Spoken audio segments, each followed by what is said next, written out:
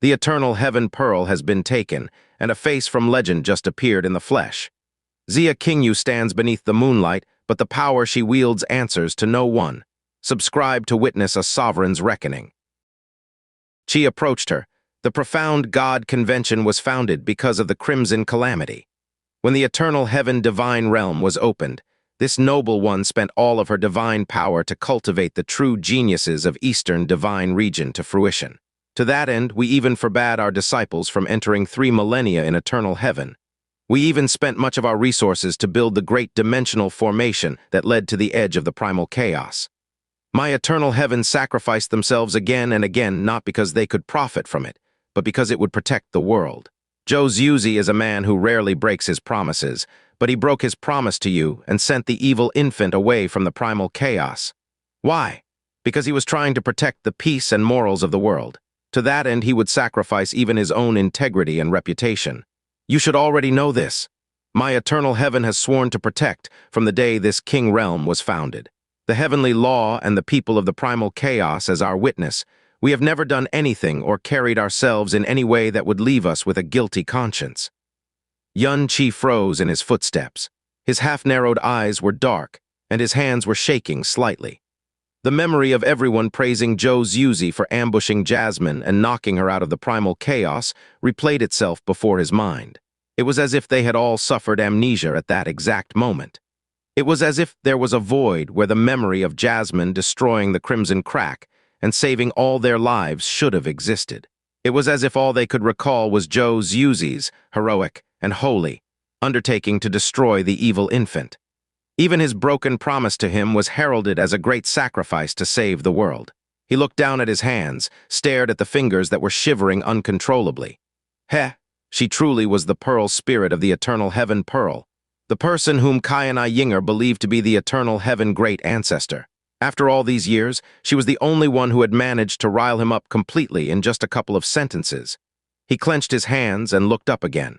All the anger on his expression and his eyes had faded away into an intimidating smile. He replied in an unexpectedly warm and gentle voice. If your conscience is that clear, why haven't you revealed the truth to the world after all these years? Why have you done everything in your power to hide it? Oh, I know, it must be for the sake of the world peace and morals again.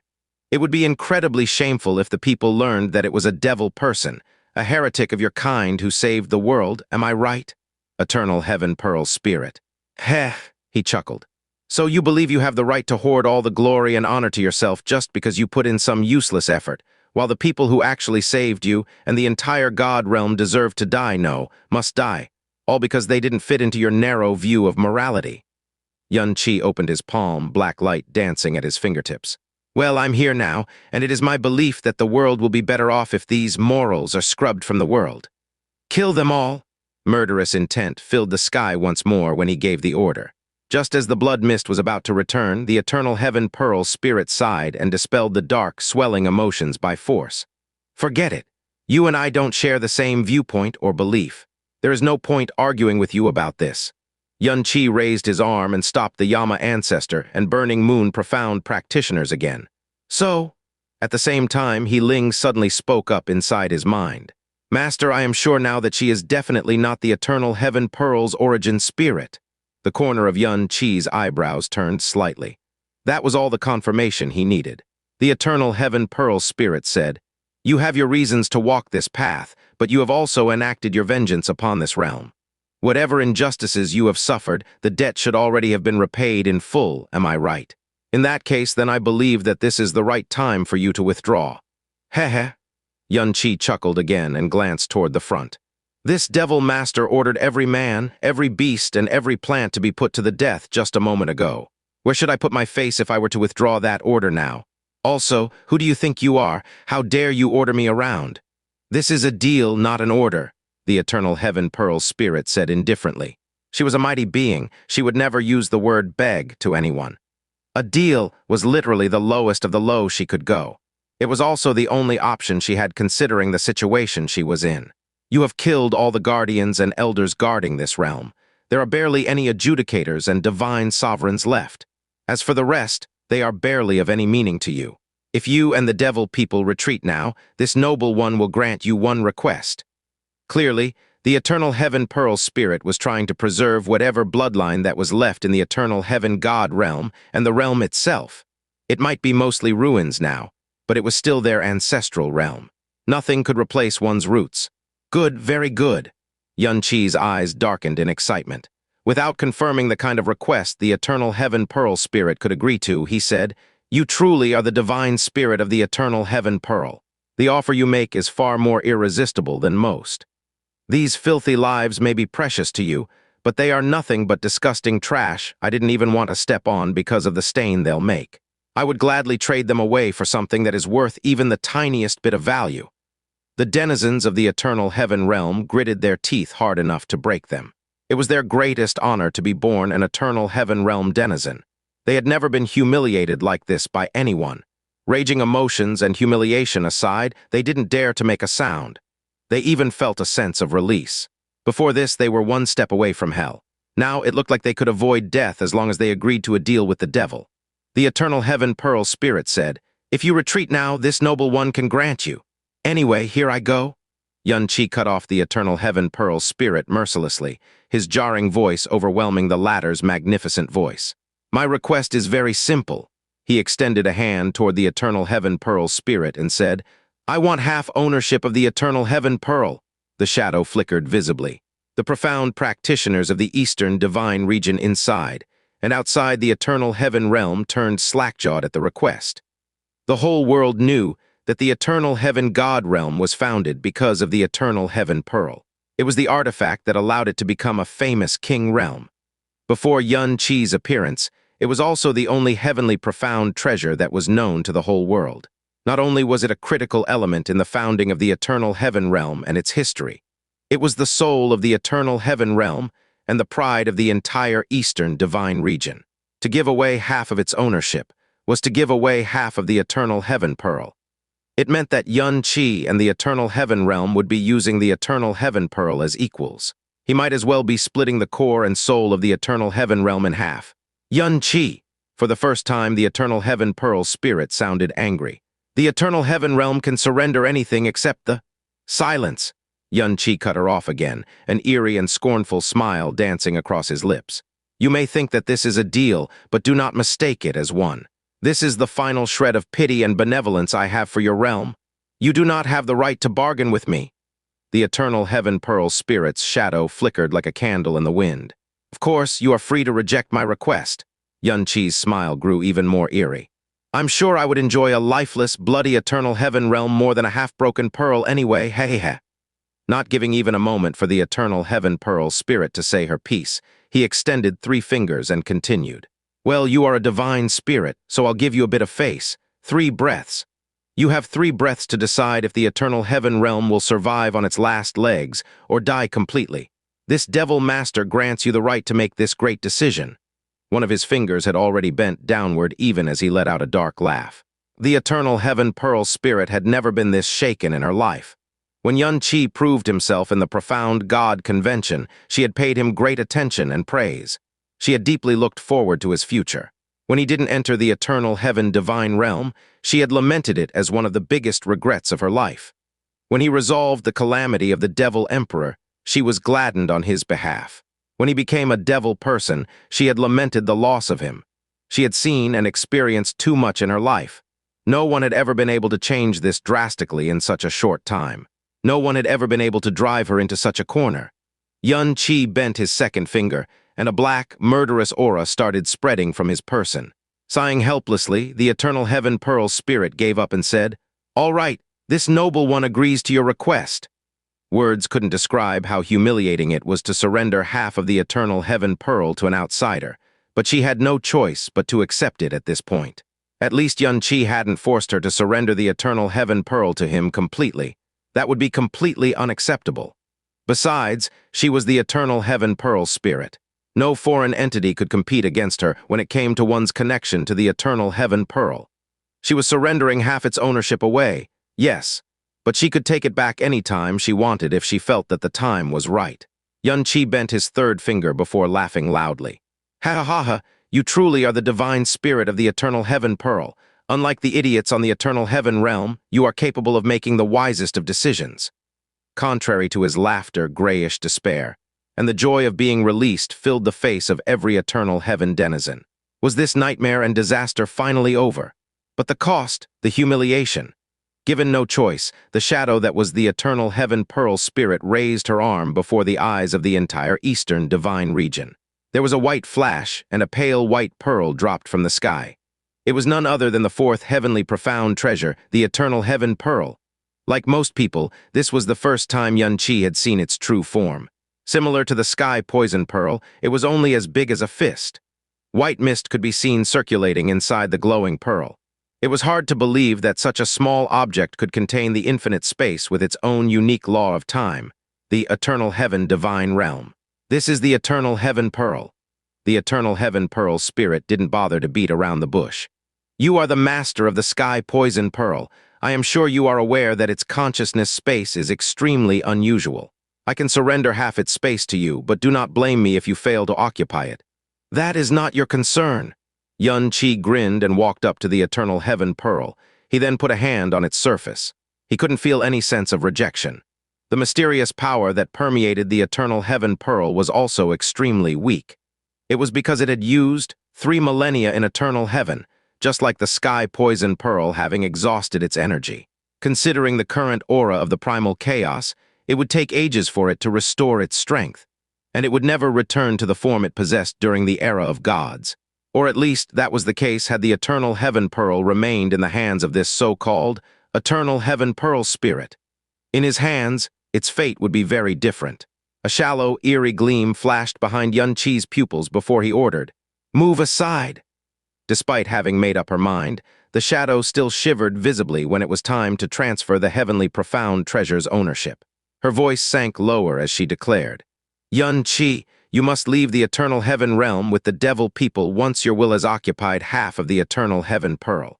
You and your devils must not step into the eternal heaven realm for the next 10 millennia to come either. Do not forget that your oath is witnessed by everyone in the world right now." She didn't demand Qianye to abandon his desire to kill Zhou Zhuzi and the other guardians. She knew just how much he hated the God Emperor. To ask that might backfire on her instead. Besides, she had already prepared a refuge for Zhou Zhuzi in time for the eternal heaven realm to recover in. It was why she demanded Qianye and his devil people not to take a step into eternal heaven realm for 10 millennia. It was also the reason why she hadn't turned off the giant projection formation when she manifested herself. It was so that Qianye couldn't renege on his promise without publicizing himself as an oathbreaker. "Sure," Qianye agreed immediately before grinning tauntingly at her. "What's wrong? Oh, you're afraid that I would break my promise." "Ha ha ha ha," he laughed wantonly before sweeping a scornful glance across the tattered land around him. "I am the devil master who commands the northern divine region. Every word I speak represents the supreme will of darkness. Do you really think I would break my sacred oath for you and your filthy kind? Do you think that my promises are as worthless as those of that eternal heaven old dog of yours?" The eternal heaven pearl spirit stopped talking and raised her arms. White light surrounded her as she withdrew her soul from the consciousness space of the eternal heaven pearl. As promised, she had surrendered half of the pearl's consciousness space. He. Outside eternal heaven god realm, Zhou Zhuzi chuckled miserably as he closed his eyes in pain. Since the foundation of the king realm that was the eternal heaven god realm, every generation of his family had enjoyed unparalleled glory and respect. But today, his own ancestor had to clean up his mess and throw all her pride away just to buy them a shred of hope and relief. How sorrowful it was. He would never have the face to return to the eternal heaven realm and meet his great ancestor again. After probing the changes occurring inside the eternal heaven pearl's consciousness space for a moment, Qianye suddenly withdrew his consciousness and muttered, "He Ling." He Ling's consciousness immediately slipped into the eternal heaven pearl. It took her only an instant to occupy half its space, with perfect compatibility.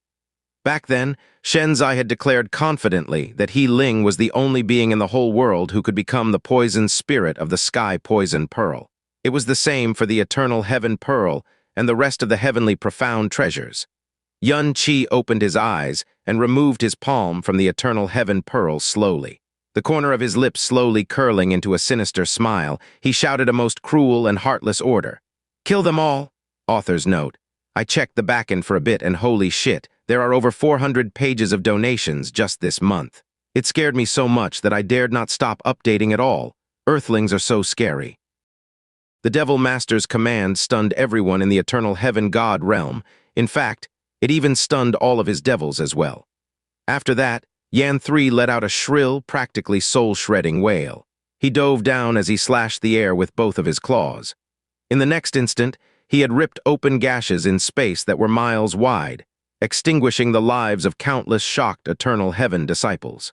As a Yama ancestor, an exalted existence that even the #1 god emperor in the northern divine region had to kneel to and address as ancestor, exchanging blows with any profound practitioners below the divine master realm was practically an insult. To him, slaughtering the remnants of the eternal heaven god realm was no different from chopping up some vegetables. However, to the current 3 Yama ancestors, Qianye's words were like an absolute heavenly decree, so what was their dignity even worth? RUMMMBLE. Countless dark storms immediately erupted in the world which had just turned calm again. Blood mist, wails of misery, the sound of combat, tearful sobs, rang in the air as the eternal heaven god realm, which thought that they had finally gotten a break, was mercilessly pushed into an even deeper abyss of destruction. The aid they were desperately hoping for had not come yet. The guardians and eternal heaven elders who had been protecting them had all died, and there were very few adjudicators and divine sovereigns left. All light had vanished from the eternal heaven god realm, and as the terrifying darkness descended upon them, even escape had become an extravagant luxury that they could not dream of. Meanwhile, the Burning Moon realm had lost some of their Burning Moon divine envoys and Burning Moon guards, but the core of their strength, the Moon Eaters, had basically come out unscathed thanks to the enhancement of calamity and misfortune and the support of the 3 Yama ancestors. Only Li Daopian had suffered any serious injuries, and the rest of Moon Eaters barely even had a scratch on them. Even as the Eternal Heaven Pearl spirit clearly sensed half of the consciousness space within the Eternal Heaven Pearl get occupied, she also witnessed the Eternal Heaven God realm get transformed into a purgatory once more. It was as if her image had gotten caught up in a violent storm as she shook with incredible intensity. Qianye, you? Ha. H-A-H-A-H-A-H-A-H-A-H-A. What answered her was Qianye's wild laughter. Qianye's eyes did not contain a single shred of guilt even though he had gone back on his word. Instead, they were filled with baleful joy and contempt. What about me?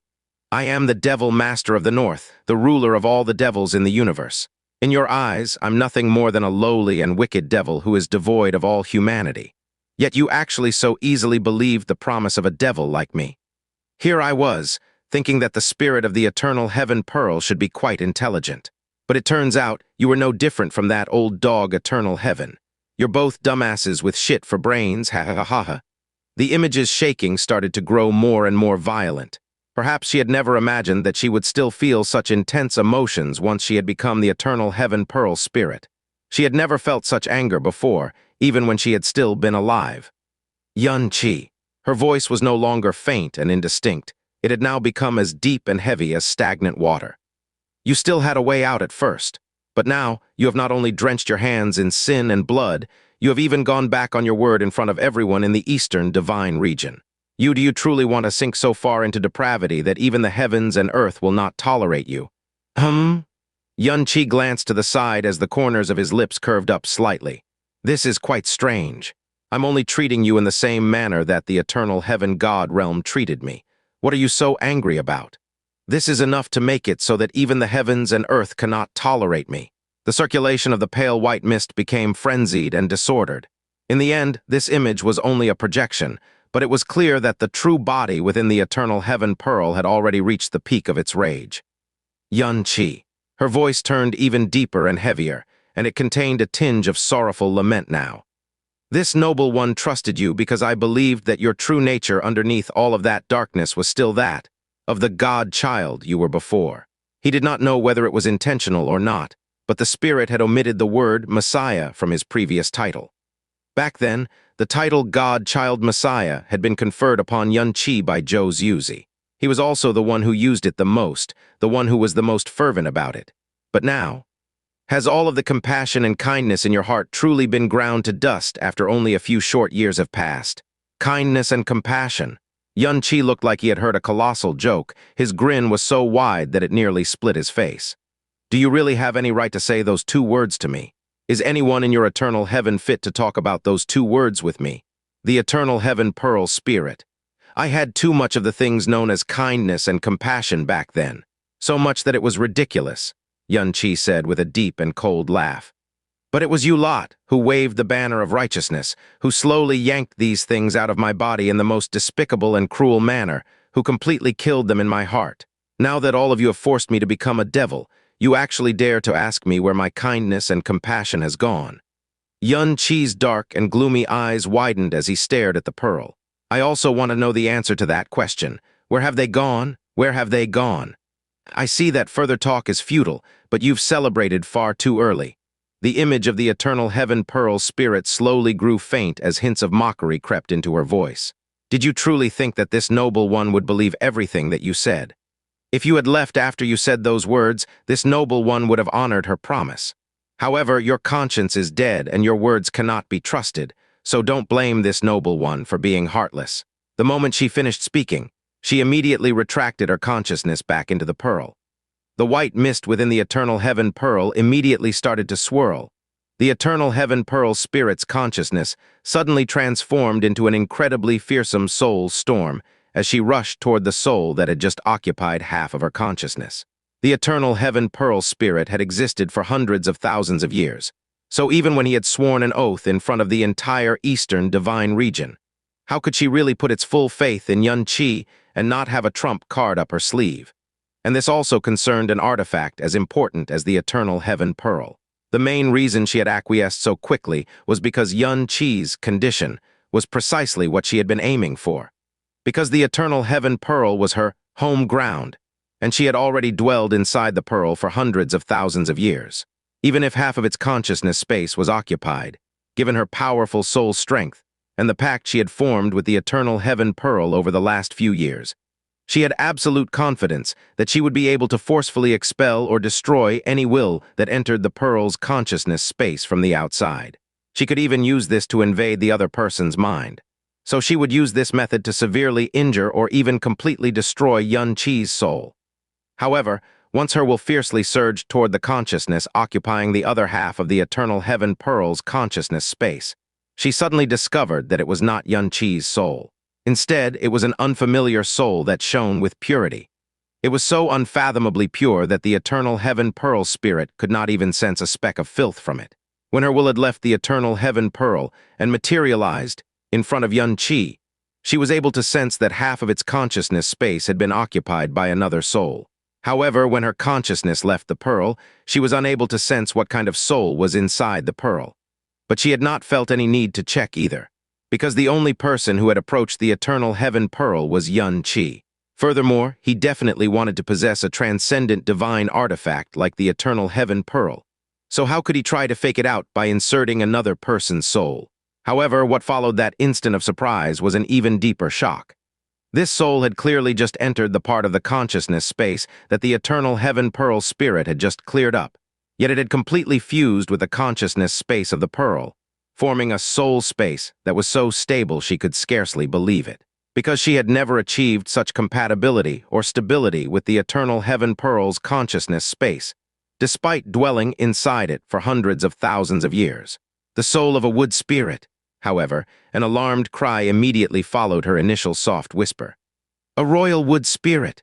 Her extensive knowledge allowed her to immediately recognize that the soul that occupied the other half of the eternal heaven pearl's consciousness belonged to a royal wood spirit, a race that should have gone extinct long ago. In the historical annals, this race had been said to be exceedingly few in number. They had inherited creation goddess of life Li Xiu's life and soul aura, and they were pure and simple souls which loved all life. When her soul smacked into this frighteningly solid consciousness space, she was unable to penetrate even a single inch, no matter how fierce her soul attacks were. In that instant, she suddenly realized that she had made the most stupid decision in its life. She had actually lured the soul of a royal wood spirit into the consciousness of the eternal heaven pearl. She suddenly recalled that Xianxia's hand had flashed with a strange light when it had touched the eternal heaven pearl. She had thought that she could use Xianxia's greed to ensnare him, but it turned out that there was an even deeper scheme within his seeming greed. He Ling's counterattack started now. Her soul had directly entered the other half of the eternal Heaven Pearl's consciousness space.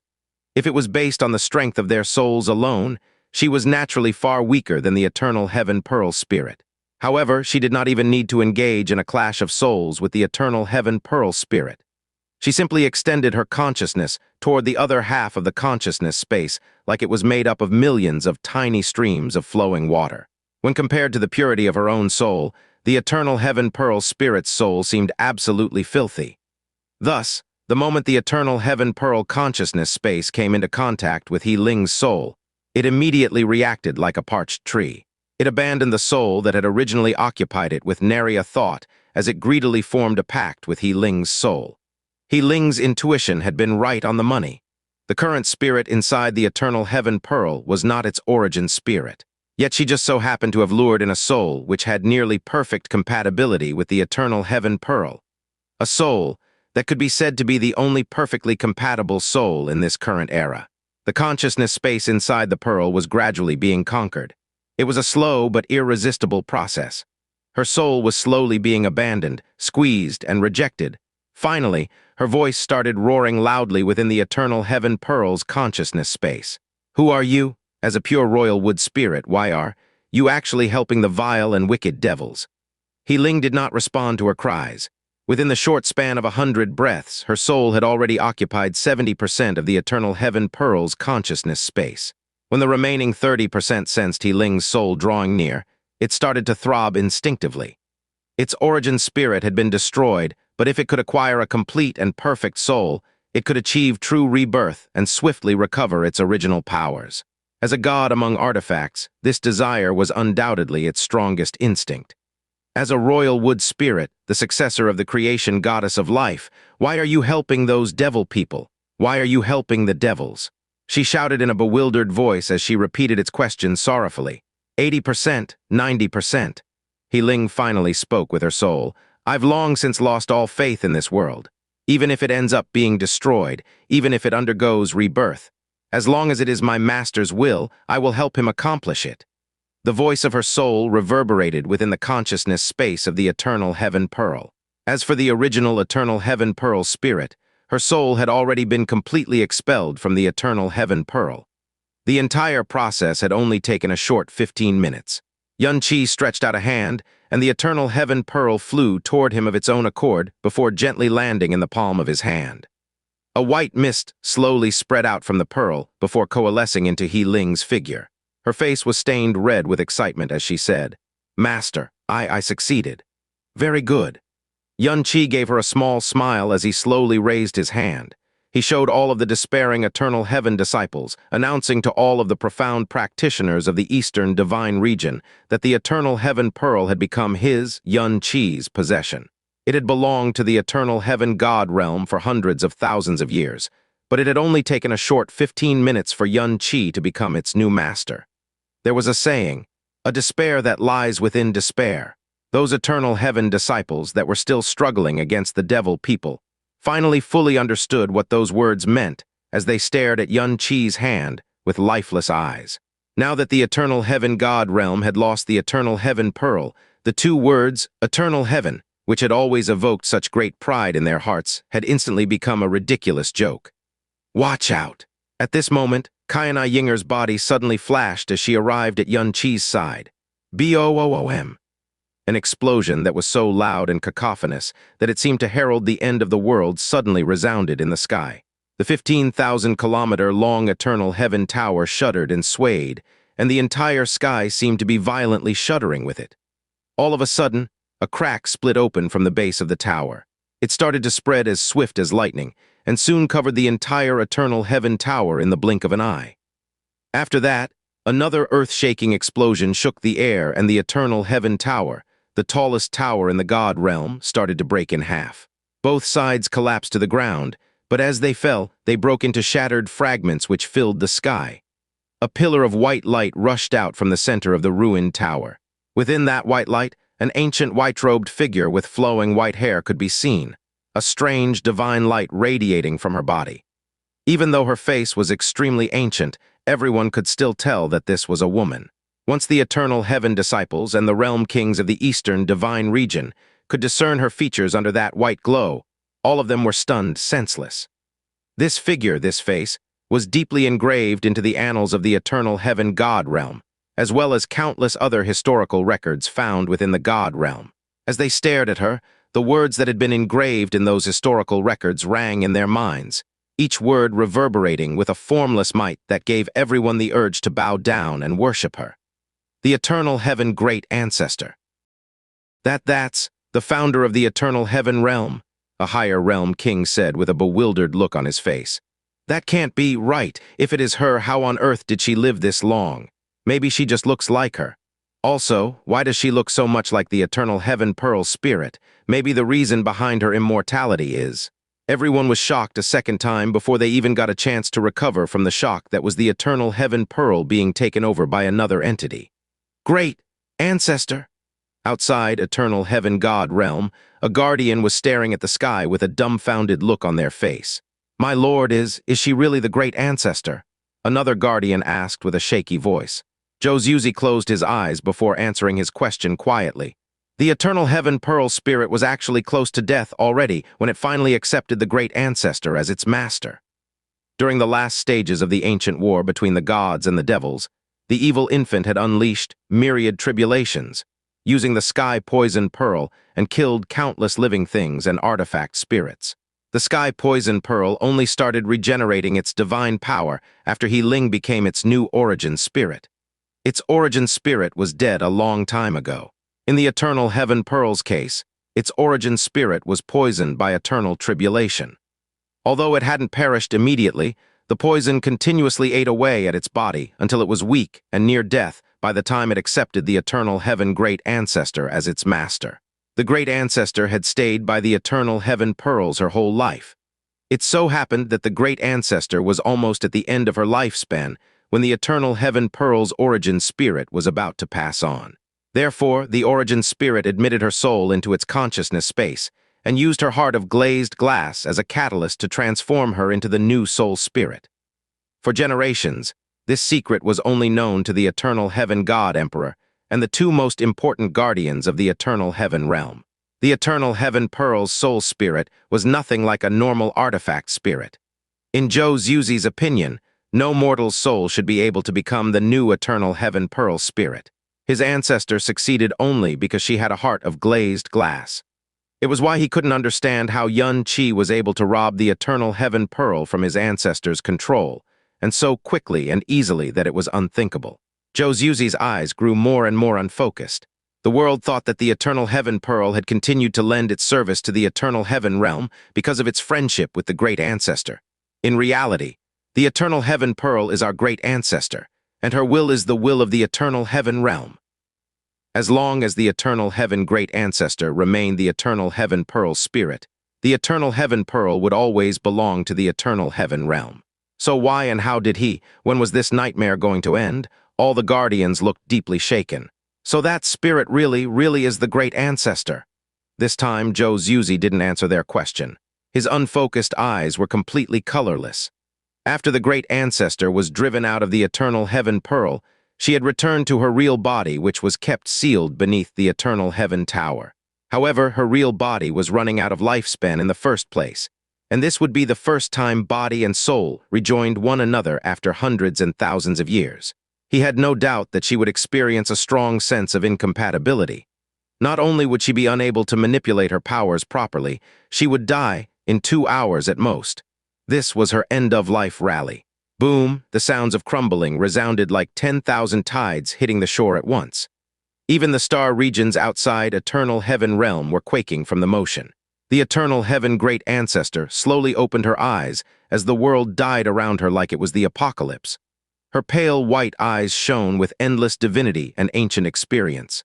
Devil Master Qianye, she started while floating proudly in the sky, you are the killer of my descendants and the plunderer of my home. This noble one will slay you even if her death is. So much bullshit. Qianye cut her off impatiently. Yan 1, Yan 2, destroy her. 2 black tears appeared across space as Yan 1 and Yan 2 charged toward the eternal heaven great ancestor and attacked her before she even managed to finish her sentence. The eternal heaven great ancestor pressed her palms together and muttered something under her breath. A giant palm seal dropped down on the two Yama ancestors when she made a pressing motion. However, the palm seal was torn in half by a black light the second it took form. Right behind the shattered attack was a glowing black arm and the twisted, violent face of Yan 1. The founder of the eternal heaven god realm was the strongest, profound practitioner of the eastern divine region at the time. To this day, only a handful of people had ever surpassed her cultivation or her achievements. Nonetheless, she wasn't who she was hundreds of thousands of years ago. Her body and her soul had been separated for hundreds of thousands of years.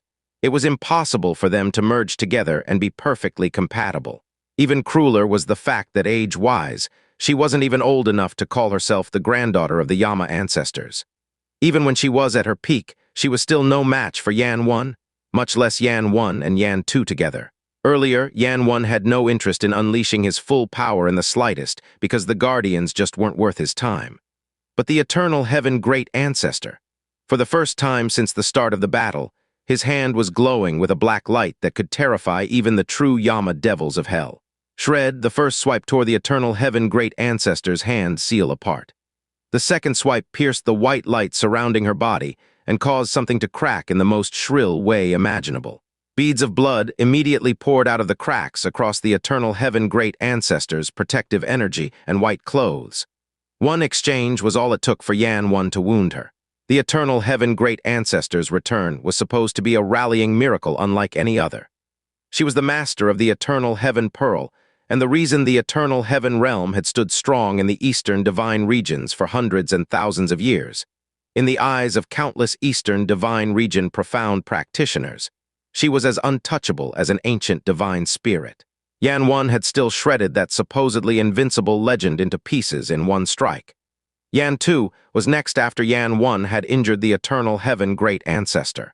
His ghastly claw shredded all the space in its path and sent the ancient woman flying tens of kilometers away. But before she could even catch a breath, Yan 1 was already attacking her again. Their terrifying power made her feel like an entire level of hell was descending on top of her.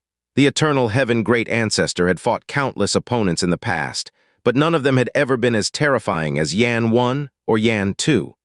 A fight between divine masters was terrible enough, but the fight between god emperors was even worse. The powerful space of the god realm was torn apart repeatedly before the Yama ancestors' power like it was nothing but a flimsy piece of cloth. Every time they made a move, black scars and black holes cut through the sky as if it had a physical form. To avoid their power impacting Xianxia, they had been purposefully drawing the battlefield away from him.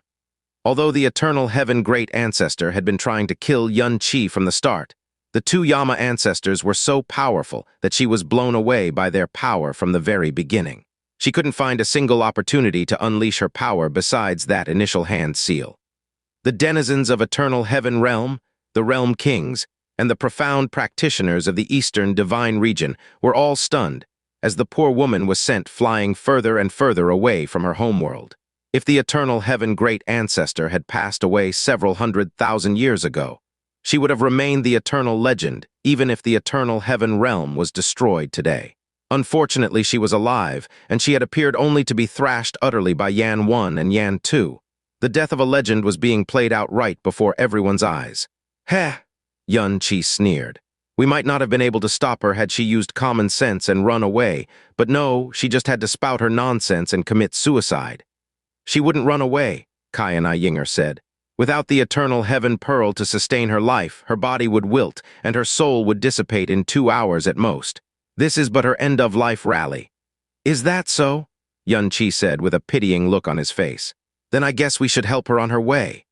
Not far away from him, Yan 3 was shouting at his brothers mockingly. Two old men ganging up on an old woman. Where is your shame, old ghosts? It was at this moment Xianxia ordered. Yan 3, go help them. Yes, master. Yan 3 let out a strange scream and leaped to the air. He then appeared behind the eternal heaven great ancestor and thrust his black, ghastly claws at her heart. Naturally, Yan 3's intervention made things worse for her than they already were. At this point, her arrogance had devolved completely into shock. She might not have shown her face all this time, but she knew everything that happened in the world. However, she had never even sensed someone remotely close to these three devil people until today. As her white clothes slowly turned red, and her divine power grew weaker and weaker before the Yama ancestors' combined strength. She suddenly recalled a dark rumor from the past. She growled, "You are the founders of the Yama Devil realm?" A black scar 5 kilometers long pierced space in her body without mercy. Behind the explosive power was Yan Tu's ghastly face. "You know too much." A white flash overcame the eternal Heaven Great Ancestor as she destroyed his dark power by force, but it didn't change the fact that she was bleeding all over. Then Yan 1 hit her at the back of her heart before she could do anything. Boom! A bloody claw mark appeared behind her back. At the same time, 3 dark balls of energy exploded in front of her chest. The eternal Heaven Great Ancestor stumbled as several jets of blood spilled out of her mouth. When she looked up again, the divine light in her pupils had almost faded into nothing.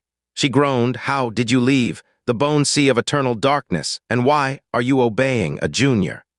She truly was the eternal Heaven Great Ancestor and the eternal Heaven Pearl Spirit who had lived for hundreds of thousands of years. She knew far more secrets than she was given credit for, but not Qianye's. Not that it would change her fate or eternal Heaven's fate even if she did. She was already covered in wounds, but she could clearly feel herself losing her life and her soul every time she strained her dying body to unleash her power. She let out a long sigh before her eyes flashed white. Boom! The blast of power severed dimensions themselves and knocked the 3 Yama ancestors far, far away from her. Then she stared at Qianye and uttered the cruelest words of her life. "Devil Master Qianye, I will drag you to the abyss of death even if it is my fate to scatter into nothing." Qianye Ying'er frowned and said sternly, "She's going to detonate her own profound veins." "Seal her," Qianye growled. But it was already too late. The moment the eternal Heaven Great Ancestor spoke her last words, she started shining like a glaring sun until her entire body turned white. Her skin started cracking as her body turned to dust bit by bit. At the same time, a power as vast as the sky itself surrounded over half of the eternal Heaven God realm and all the people beneath it. The power born from a moment of despair was enough to annihilate countless devil people and her own descendants. But the 3 Yama ancestors were no slouches. Although they weren't able to stop the eternal Heaven Great Ancestor from detonating her own profound veins, they reacted immediately by joining their powers and creating a gigantic Yama devil barrier around her. Boom! The eternal Heaven Great Ancestor's body exploded into a white sun, and the entire eastern divine region was shaking from the tremor.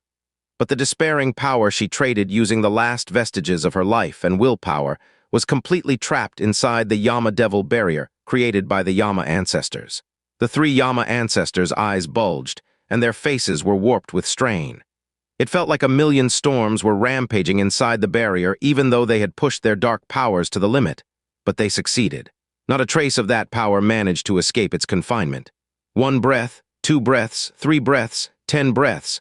The Yama Devil barrier finally fell apart 10 breaths later. However, only a storm strong enough to blow some sand into the air had escaped it, not the eternal Heaven Great Ancestor's final power.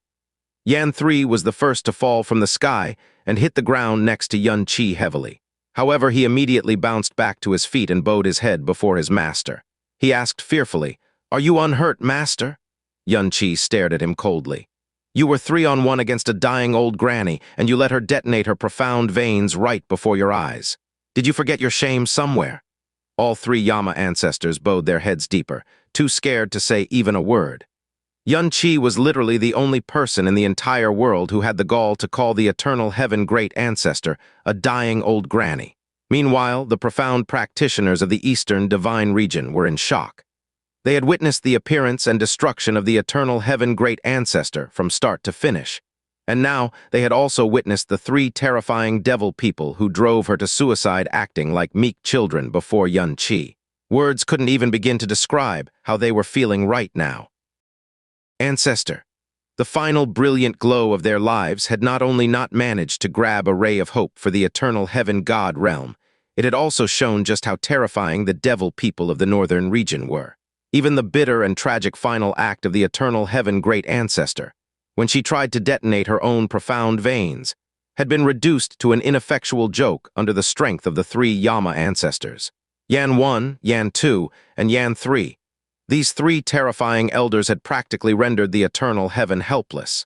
They had taken a legend of the Eastern Divine Region and rubbed her into the ground.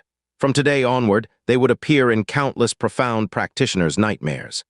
Zhou Yuzi slowly got to his feet outside the eternal heaven realm. He had not reacted very violently to the passing of his great ancestor. Everything that had happened today had already left his heart filled with bitter ashes. "Royal Father!" As that sorrowful cry rang in the air, Zhou Qingfeng hurried over to his side. The other 3 guardians were right beside him. 30 eternal heaven elders and a bunch of adjudicators trailed behind them. This was, without a shadow of doubt, still an enormous amount of strength. It represented half of the eternal heaven realm's core strength, especially since the eternal heaven god emperor and his future crown prince were still around. However, the eternal heaven realm had already been conquered by the devils, and the eternal heaven pearl had been seized by the devils. They were still alive, but their foundation and their spirit had been crushed and buried. "My lord, do we still rush back to eternal heaven?" a guardian asked him. When he said those words, there was no fight left in them. There was only a muted sorrow and a tinge of despair. Their clansmen, their family, their descendants. Why did Brahma monarch, moon god, star god, and holy Eves not send anyone to reinforce us? Did the devil people also invade them? Zhou Qingfeng exclaimed in a voice filled with resentment and dread. There were great projection formations set up within the eternal heaven realm, and that was why everyone in the eastern divine region could witness their plight. Could it be that the other king realms had also been pushed into such dire straits? If that was truly the case, then just how dreadful were these devil people? "Let's go." Zhou Yuzi looked into the distance with lifeless eyes. "Where are we going to go?" Zhou Qingfeng asked. As he stared into the distance, a distance that spanned more than a few star realms, Zhou Yuzi's lips trembled before he whispered, "The Dragon God Realm. We will go to the Western Divine Region." "The Dragon God Realm?" Zhou Yuzi slowly said as he cast his eyes toward the west. They could no longer return to the Eternal Heaven Realm. This was the best option he could think of in his despair. He did not sense his will being interfered with at all, not the slightest bit.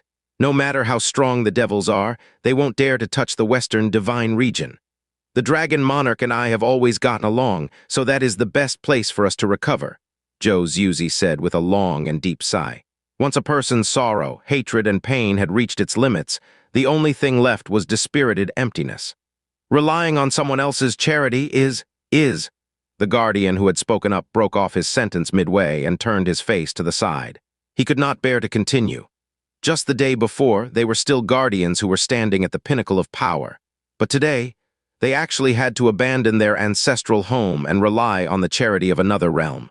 Furthermore, a disaster was assailing the Eastern Divine Region, so they would definitely be treated as sinners if they simply left, even though it was to preserve what was left of them. Given these circumstances, they would rather rush back to eternal heaven and put their bodies and powers on the line as they fought to the bitter end against these devil people. Heh! A miserable laugh leaked out of Zhou Yuzi's mouth. He said, "Our ancestral homeland and the eternal heaven pearl are gone, so what do we even have left?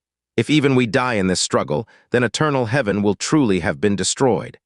Even if we have to rely on the charity of others, even if we are cursed by the rest of the world, the only way we will ever rise up again and take our revenge is if we survive."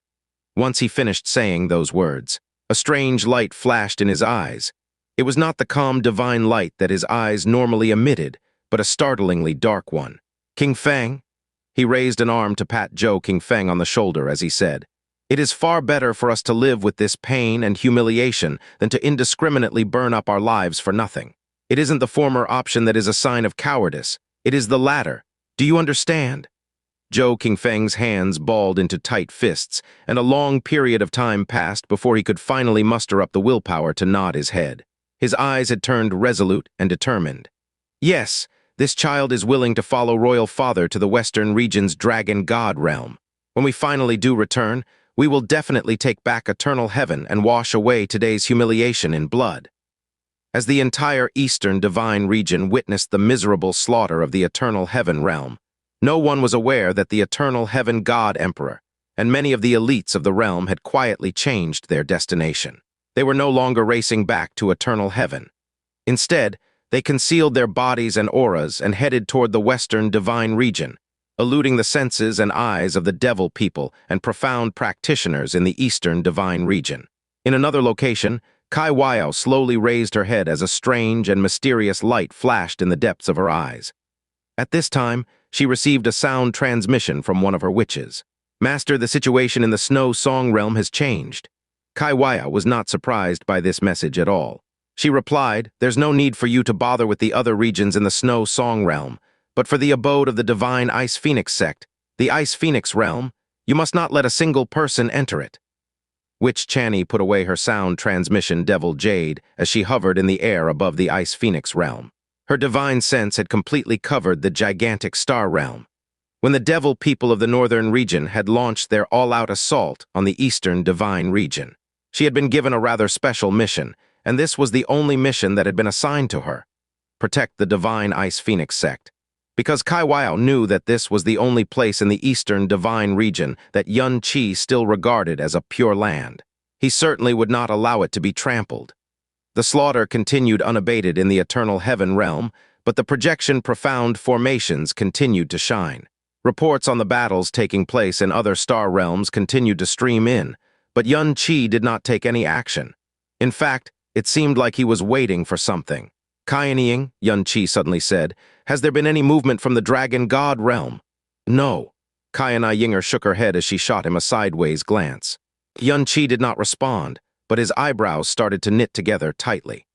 Given the dragon monarch's abnormal obsession with Xianxia, Xianxia had thought that he would definitely drop everything and rush over to the eastern divine region to bare his fangs at him the moment he made an appearance.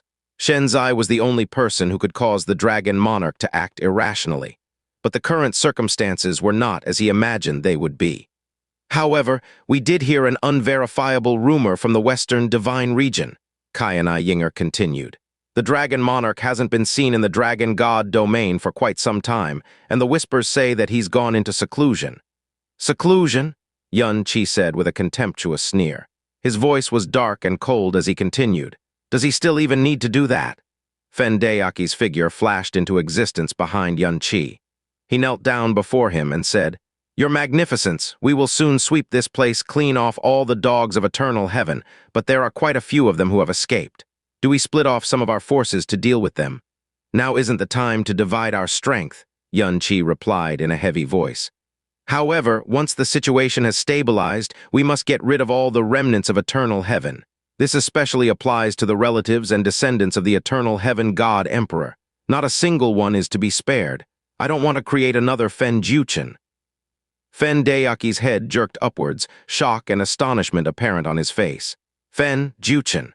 His brain churned as it swiftly did a search of the genealogy of the Burning Moon bloodline, all 18 generations of it, and all of the people with the Fen surname in the Burning Moon royal city. After his mind sped past the last baby with the surname Fen, someone who even lived outside the royal capital, he still could not recall anyone with the name Fen-Juchen. Panic suddenly filled his heart as he said in a cautious voice, I don't know who this Fen-Juchen is, so I beseech your magnificence to explain it to me. Xianxia flicked a glance toward him as he said, There are people besides your Burning Moon bloodline who possess the surname Fen in this universe. It's not something you should concern yourself over. After you finish cleaning up, immediately gather up all of Eternal Heaven's resources. The quicker you can get this done, the better. Yes, this Dayaki takes his leave. Fendeyaki immediately breathed a long sigh of relief before retreating as fast as he could. A black light flashed in Xianxia's eyes at this moment. The sound transmission he had been eagerly waiting for had finally arrived. Your Magnificence, I've finished the mission you gave me in the Moon God realm. Witch Hua Jin was in a star region far away. She was currently located right outside the Moon God realm, and her body had melded with the darkness. When she made that sound transmission to Xianxia, she raised her left hand.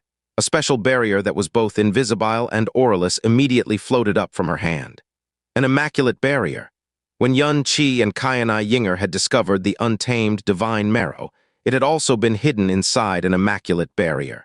Absolute isolation and a complete lack of aura. If not for the sky-poisoned pearl, Xianxia would never have been able to discover the existence of that untamed divine marrow. It was undoubtedly extremely hard to form this perfect barrier. However, if the clear sky god realm could create one back in the day, the soul-stealing realm naturally had the means to create one as well.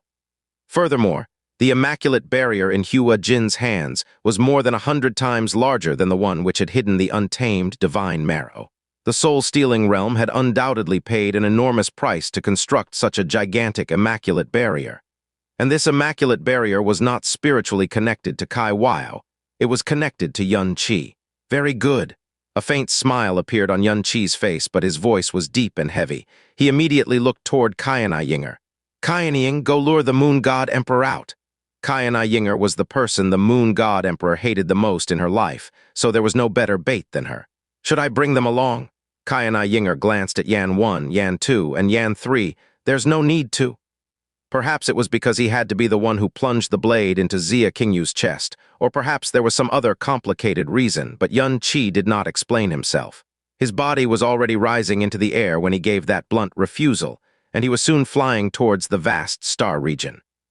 As the eastern divine region descended into chaos, no one was aware that another sort of chaos was also descending upon the Holy Eve's realm. Boom! An earth-shaking explosion shook the air without any warning as the roof of the Holy Eve's sect's great hall burst apart. Two people shot through the hole they had created. The energies of two incredibly powerful divine masters clashed in the air, the shockwaves nearly toppling the gigantic sect building. The entire sect had been shaken up, and countless people gathered to witness the commotion. In the air high above them, Fairy Guxi, the strongest person in the eastern divine region who did not belong to a king realm, looked as calm as water. Her eyes were cold and flinty, but a complicated light flickered within them. Shockingly enough, she was actually facing off against her own older brother, Holy Eve's realm King Luo Xianxian. As he stared at Luo Guxi, Luo Xianxian's face was startlingly dark, and his eyes had turned a shocking and conspicuous scarlet red. They were currently radiating a darkness and killing intent that no one had ever seen before his arms. No, his entire body was trembling mightily, and his aura was also extremely agitated and disordered. The person in front of him was clearly his younger sister, the Holy Eve's realm's pillar of stability and strength, the person who had made Luo Changsheng the man he was today, Luo Guxi. Yet he seemed to be staring at an archenemy he could never reconcile with. This is... At first, everyone had thought that devil people had invaded the Holy Eve's realm, but when they saw what was happening, all of them were left completely dumbfounded. The malice and killing intent that filled the air shocked their hearts and chilled their spines. The Holy Eve's great elder put on a brave face and stepped forward as he spoke in as calm a voice as he could muster. Sect Master, Fairy Guxi, could this be some sort of misunderstanding? Kill. However, the Holy Eve's great elder's words provoked a shrill, blood-curdling scream from Luo Xianxian. He pointed his finger at Luo Guxi, and every single part of it shuddered violently as he yelled, "Kill her, kill her, kill her!"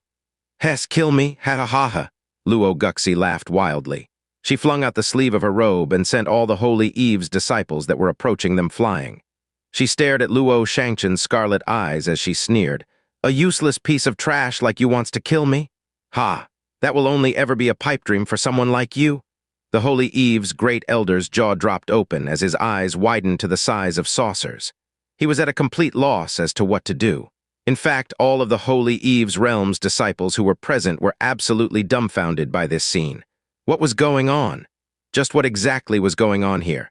They had held a great sect meeting just the day before as they discussed whether they should journey north to suppress the plague of devils and boost the Holy Eve's reputation. So why did they suddenly start fighting today?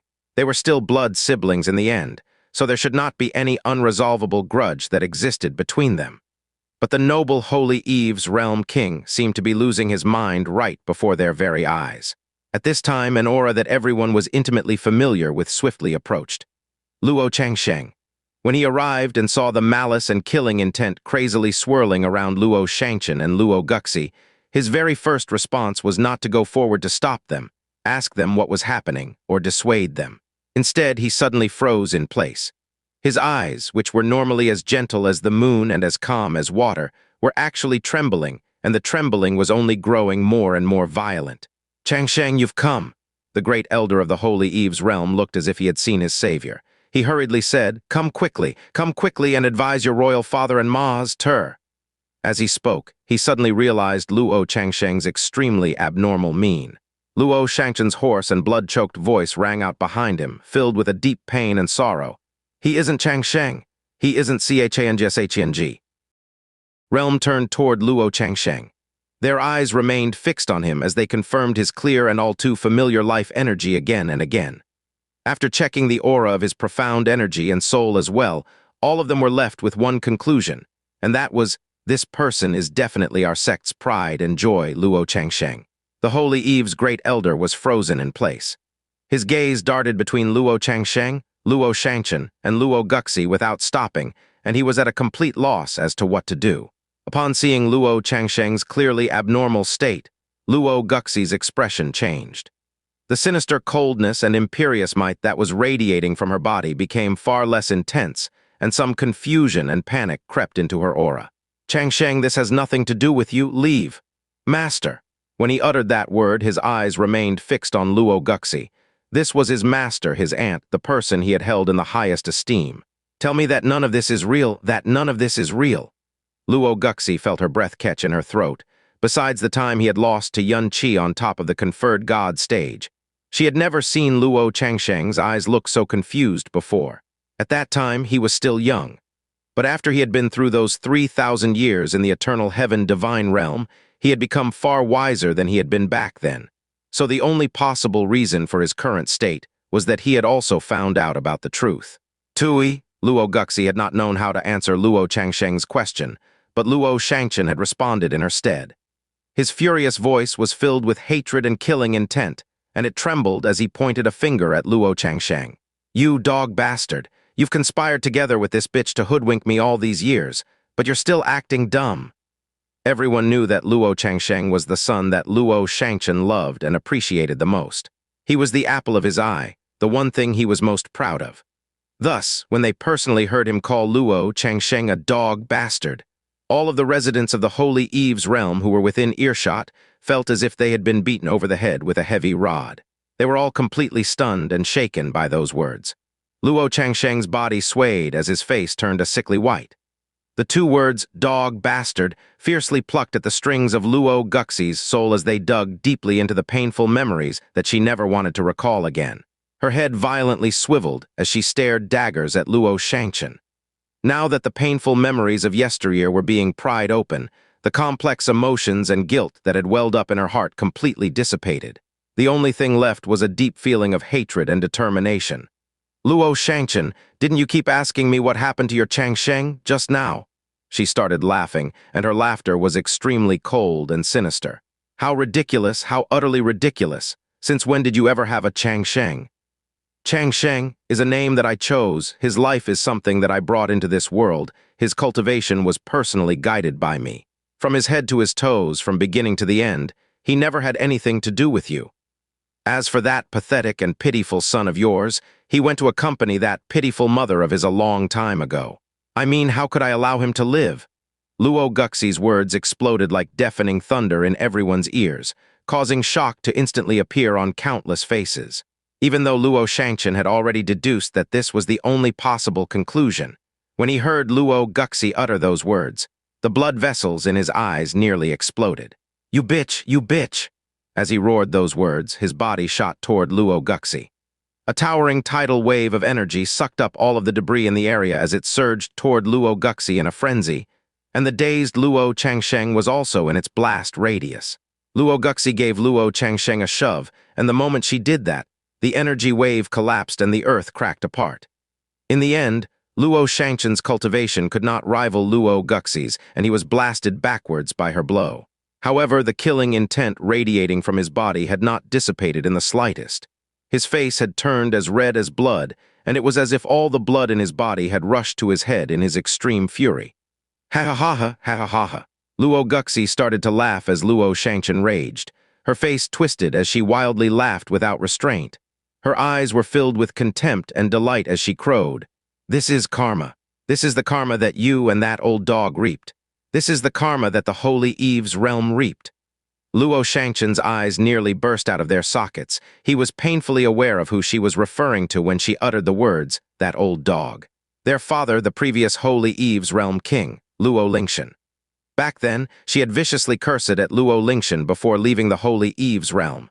She had vowed to never return, and she had only come back after Luo Lingxian had died, when Luo Changsheng had been born. However, only her body had come back to the Holy Eve's realm. Her heart still remained closed to them, and she had not allowed Luo Xianxia to re-enter her name into the family rolls. Luo Xianxia always thought that the venomous oath that she swore all those years ago, and that unerasable mark of shame were the reasons for her insistence. It was only today that he knew. Could it be that everything that you've done is actually for the sake of? Luo Xianxia's eyes had practically burst from their sockets as he glared at Luo Guxi. His aura was in such chaos and confusion that it was hard for him to even speak. Ning Danking, do you still remember this name? Luo Guxi's voice grew solemn as a deep pain crossed her warped face. A miserable laugh escaped her throat.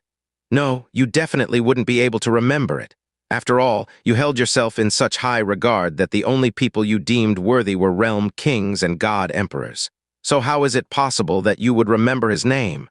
Even when you killed him all those years ago, it was an act that was beneath your dignity, something that would dirty your hands. When Luo Guxi uttered the name Ning Danking, the expressions on all of the Holy Eve's elders' faces dramatically changed. Luo Guxi had sworn a venomous oath when she left the Holy Eve's realm all those years ago, and the Holy Eve's realm had sealed away the true reason for her departure. No one had dared to even mention it, but the ones who had lived through that time would never forget it.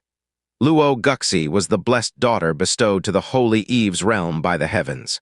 She showed a startlingly high talent in the profound way ever since she was a child, and the entire sect viewed her as a precious treasure. In fact, their expectations for her even exceeded that of Luo Xianxia, who was then the young master of the sect. However, the #1 princess in the Holy Eve's realm, someone with a brilliant halo and a boundless future, actually fell in love with a painter from a lower star realm, Ning Danking. When the Holy Eve's realm king of that era, Luo Lingxian, found out about it, he flew into a rage. As her older brother, Luo Xianxia would also never allow Luo Guxi to lower her dignity and marry that peasant. If news of this matter were to spread, it would undoubtedly tarnish the Holy Eve's realm's reputation and turn them into the laughingstock of the other realms. So they took extreme measures to stop Luo Guxi, but she was madly in love with Ning Danking. She was so lost in her infatuation that she turned a deaf ear to the commands of her father and brother, and repeatedly visited that lower star realm to meet with Ning Danking. It was as if she was possessed. Luo Lingxian's patience reached its limit. He flew into a great rage and ordered Luo Xianxia to personally go to that lower star realm and kill Ning Danking. He also ordered Luo Xianxia to bring back his head, to forever extinguish Luo Guxi's foolish thoughts. However, Luo Guxi's reaction upon seeing her lover's head was far more violent than anyone in the Holy Eve's realm had ever dreamed of. It was as if she had gone mad. She viciously cursed Luo Lingxian and Luo Xianxia and even attacked them in her rage in the end. She fled seriously wounded. As she left the Holy Eve's realm, she swore an oath that was so venomous that it sent chills down the spine of anyone who heard it. After that, she disappeared for the next few millennia. When she finally returned home, she had already changed her name to Luo Guxi, already become the renowned Fairy Guxi, the strongest person in the eastern divine region outside of the King realms. She had focused all of her energy on Luo Changsheng ever since her return, and she had not paid any attention to the affairs of the Holy Eve's realm. You! Luo Xianxia's entire body trembled violently. You madwoman, you madwoman! Luo Guxi's return and Luo Changsheng's birth, events that had happened nearly simultaneously, had been seen as a double blessing by both him and the Holy Eve's realm. Over the last few years, he had tried his best to repair his relationship with her, and her doting love for Luo Changsheng had been the thing that had comforted him the most over the last few decades. As it turned out, though, everything was a lie. The memory of that peasant was still clear in her mind, even though all these years had passed. She was still deeply buried in the hatred of the past. "That's right, I am mad," Luo Guxi said in a voice that was equal parts sinister and sorrowful. "But you were the ones who drove me to this insanity. Don't you want to know the truth? Fine, then let me tell you everything. Because this was a gift that I have always intended for you anyway." She stretched out a hand and grabbed Luo Changsheng's sleeve. Her smile turned twisted and ugly as she said, "Why don't you guess whose child Changsheng really is?" Luo Changsheng's face turned even whiter. Who? Luo Xianxia said in a shaky voice as his eyes drilled holes into Luo Changsheng. "He is Danking's. He's the child I had with him." Luo Guxi roared in a low voice. He, Luo Xianxia laughed in spite of his anger. "You really did go mad." Luo Guxi's voice turned deep and cold, and every word she uttered was filled with hatred. "I was already pregnant when you killed Danking all those years ago."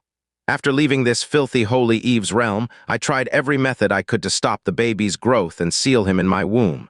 Eventually, I succeeded. After that, I started cultivating and accumulating strength at all costs. There was nothing I wouldn't do to obtain power. Do you know how I had to live during those years?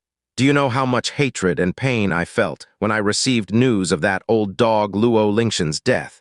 Because he actually had not waited for me to personally end him. However, 40 years ago, I caught wind of the pregnancy of your proper wife, so I finally allowed the baby in my womb to grow, and I gave birth to Danking and my child. After that, I personally sent off both mother and child and let Danking's child take his place. Hee ha ha ha ha, Luo Xianxia's vision went black for a moment and his shuddering lips turned a shocking purple. You were also responsible for Ziyu's death. She deserved to die, Luo Guxi shouted. Despite also being a woman, she actually took your side and forced me to leave Danking back then. She deserved to die. You! Luo Xianxia's body swayed violently as he felt blood surge through his chest. More and more people had started to gather, and every single one of them looked completely dumbfounded. As for Luo Qiangsheng, all of the blood had drained from his face, and it was as if his soul had left his body. The best resources of your Holy Eve's realm, the most exalted position, all of the acclaim and renown, belongs to the child born to Danking and I. This is something all of you owed me, something all of you owed Danking. Ha ha ha ha, Luo Guxi started laughing wildly, but if anyone looked closely, they could see tears forming in her eyes. I had originally planned to give you this great surprise once Qiangsheng had officially inherited the position of Sect Master and Realm King. But I'm fine with you finding out about it now as well. She gave a low chuckle. Before too long, the entire God realm will find out that young Master Qiangsheng, the most brilliant jewel of your Holy Eve's realm, the apple of your eyes, isn't even the son of your Luo family. His father is Ning Danking. All of these years, your Holy Eve's sect has been raising Danking's son for him in order to atone for killing him. You! Numerous blood vessels had appeared in Luo Xianxia's eyes. His vision went pitch black before it went blank white. Finally, as his vision failed him, an arrow of blood which had flowed in reverse erupted from his mouth. Sect Master! All of the elders and children of Luo Xianxia yelled in alarm as they surged forward to support him. After that, all of them turned to look at Luo Guxi and Luo Qiangsheng. Their eyes were trembling violently, and they found that they could not bring themselves to believe or accept this, no matter how hard they tried to rationalize it. Luo Guxi had always pampered and doted on Luo Qiangsheng. She delved into the God realm of absolute beginning time, and again. She even threw away her pride and dignity as a divine master during the profound God convention, when she attacked Yun Qi in front of all the king realms with the intent to kill. Ever since Luo Guxi had returned to the Holy Eve's realms, all of her eccentricities and extreme behavior had been due to Luo Qiangsheng. To the rest of the realm, this was only regarded as the love she had for him as his master and his aunt. But it was only today that they found out that they were actually mother and child. What are you saying? What are all of you saying? Luo Qiangsheng finally spoke. His voice was hoarse, and his body was trembling violently, as if he was caught in the middle of a blizzard. Luo Guxi turned around and her eyes turned exceptionally gentle. She spoke in a soft and soothing voice. Qiangsheng, do you know why I gave you the name Qiangsheng? Because your father, your real father, drew a painting of longevity for you the moment he found out that I was pregnant with you. This is the name that your father gave to you. As she spoke, she gently lifted her hand. A painting scroll appeared in that hand, and it was sealed in a gentle-looking, profound light. It looked like it was from a bygone era, but not a single mark could be seen on it. When that gentle white light entered Luo Qiangsheng's eyes, it seemed oh so glaring to him. He spoke in a trembling voice. Lies, it's all lies. You're lying to me. All of you are lying to me. Qiangsheng, listen to me, Luo Guxi said. You haven't become the Holy Eve's realm king yet, so revealing everything to you at this point is indeed a little premature.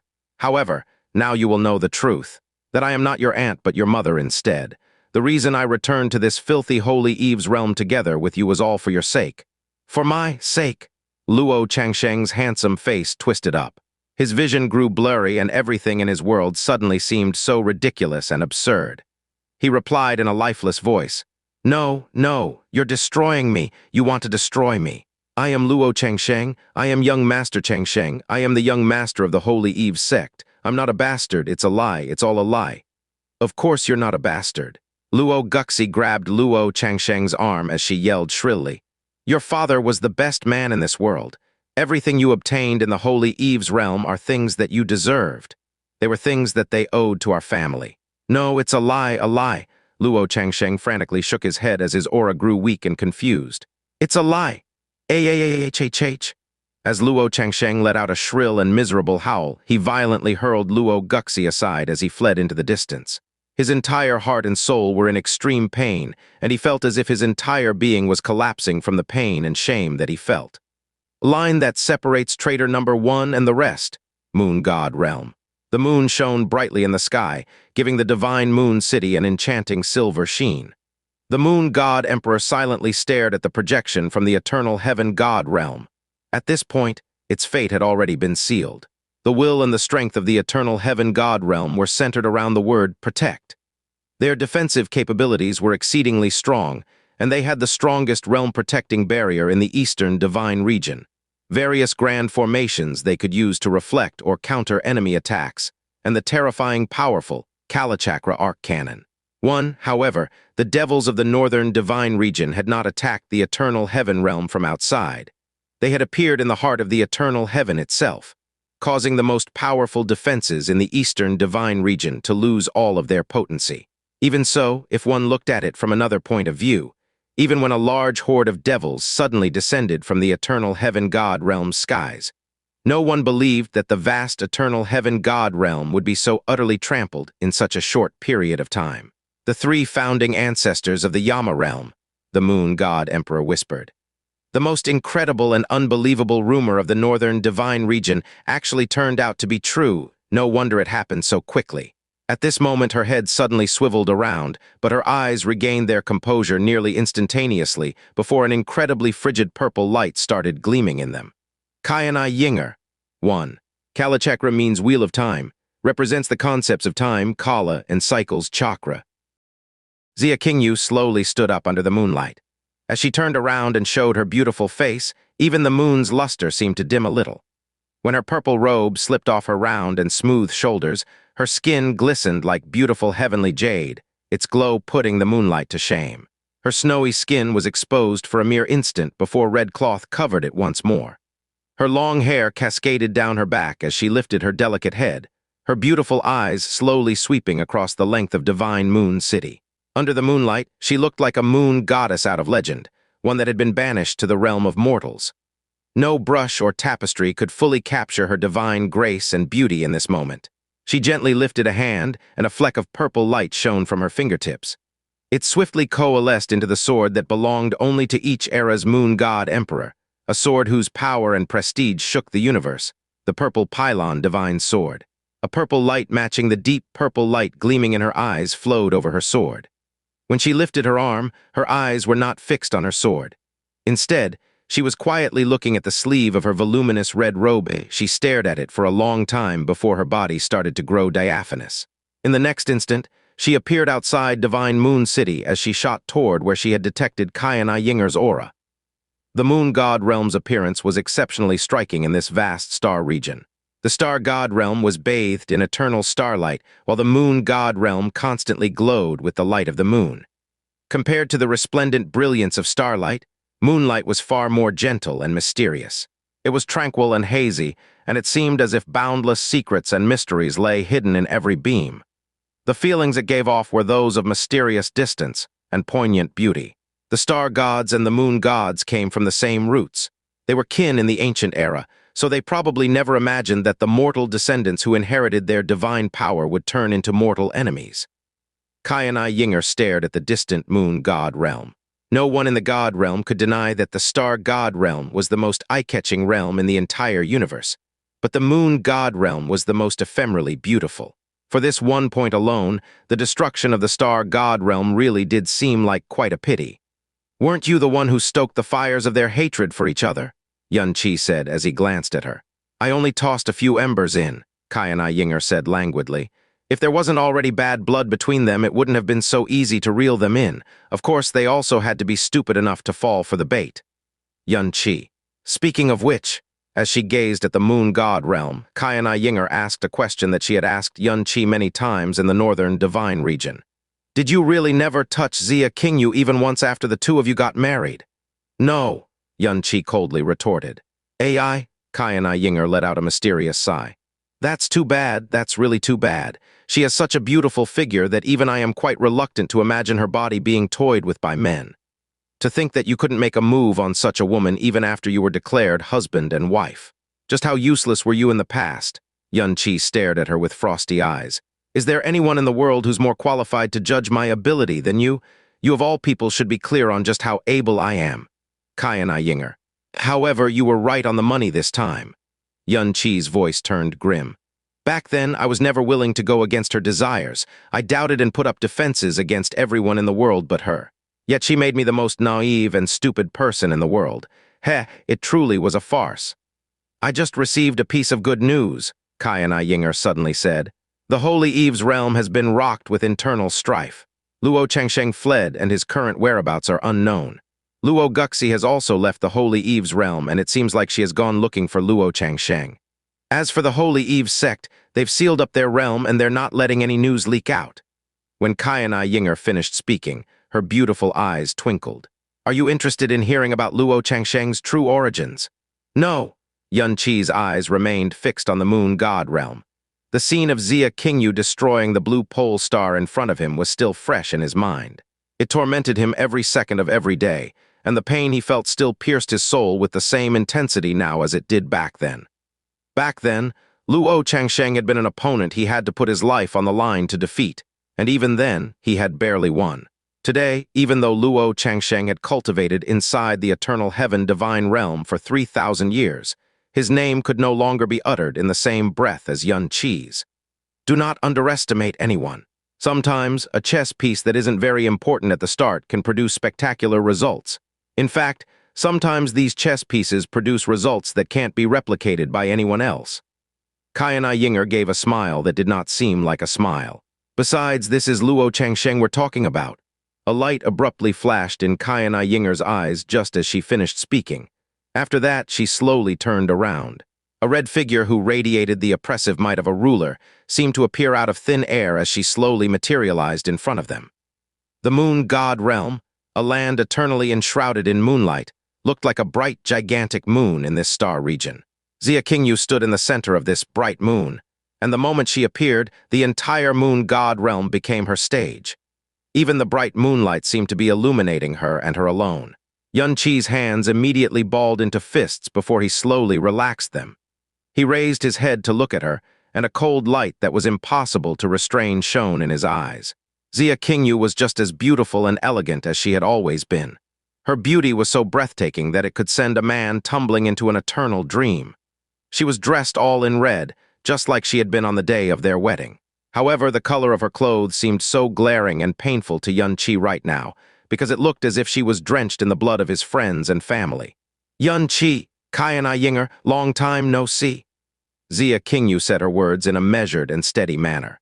Compared to the cold light which shone in Qianye's eyes, a light which was so sharp that it could practically cut skin, her tone and purple eyes were as calm as a pool of placid water, as faint and light as mist.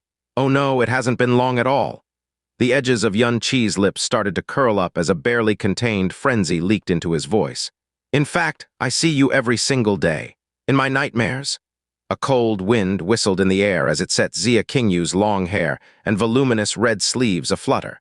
Under the moonlight emanating from the moon god realm, she looked like a mournful figure in a beautiful but bleak painting. Her eyes contained no trace of emotion as she looked at Qianye. Only her ever-present distant calm could be seen. The devil master of the northern region, who can eradicate countless lives with a flick of his finger, who has terrorized the residents of the eastern divine region like they've never been terrorized before, actually still has nightmares.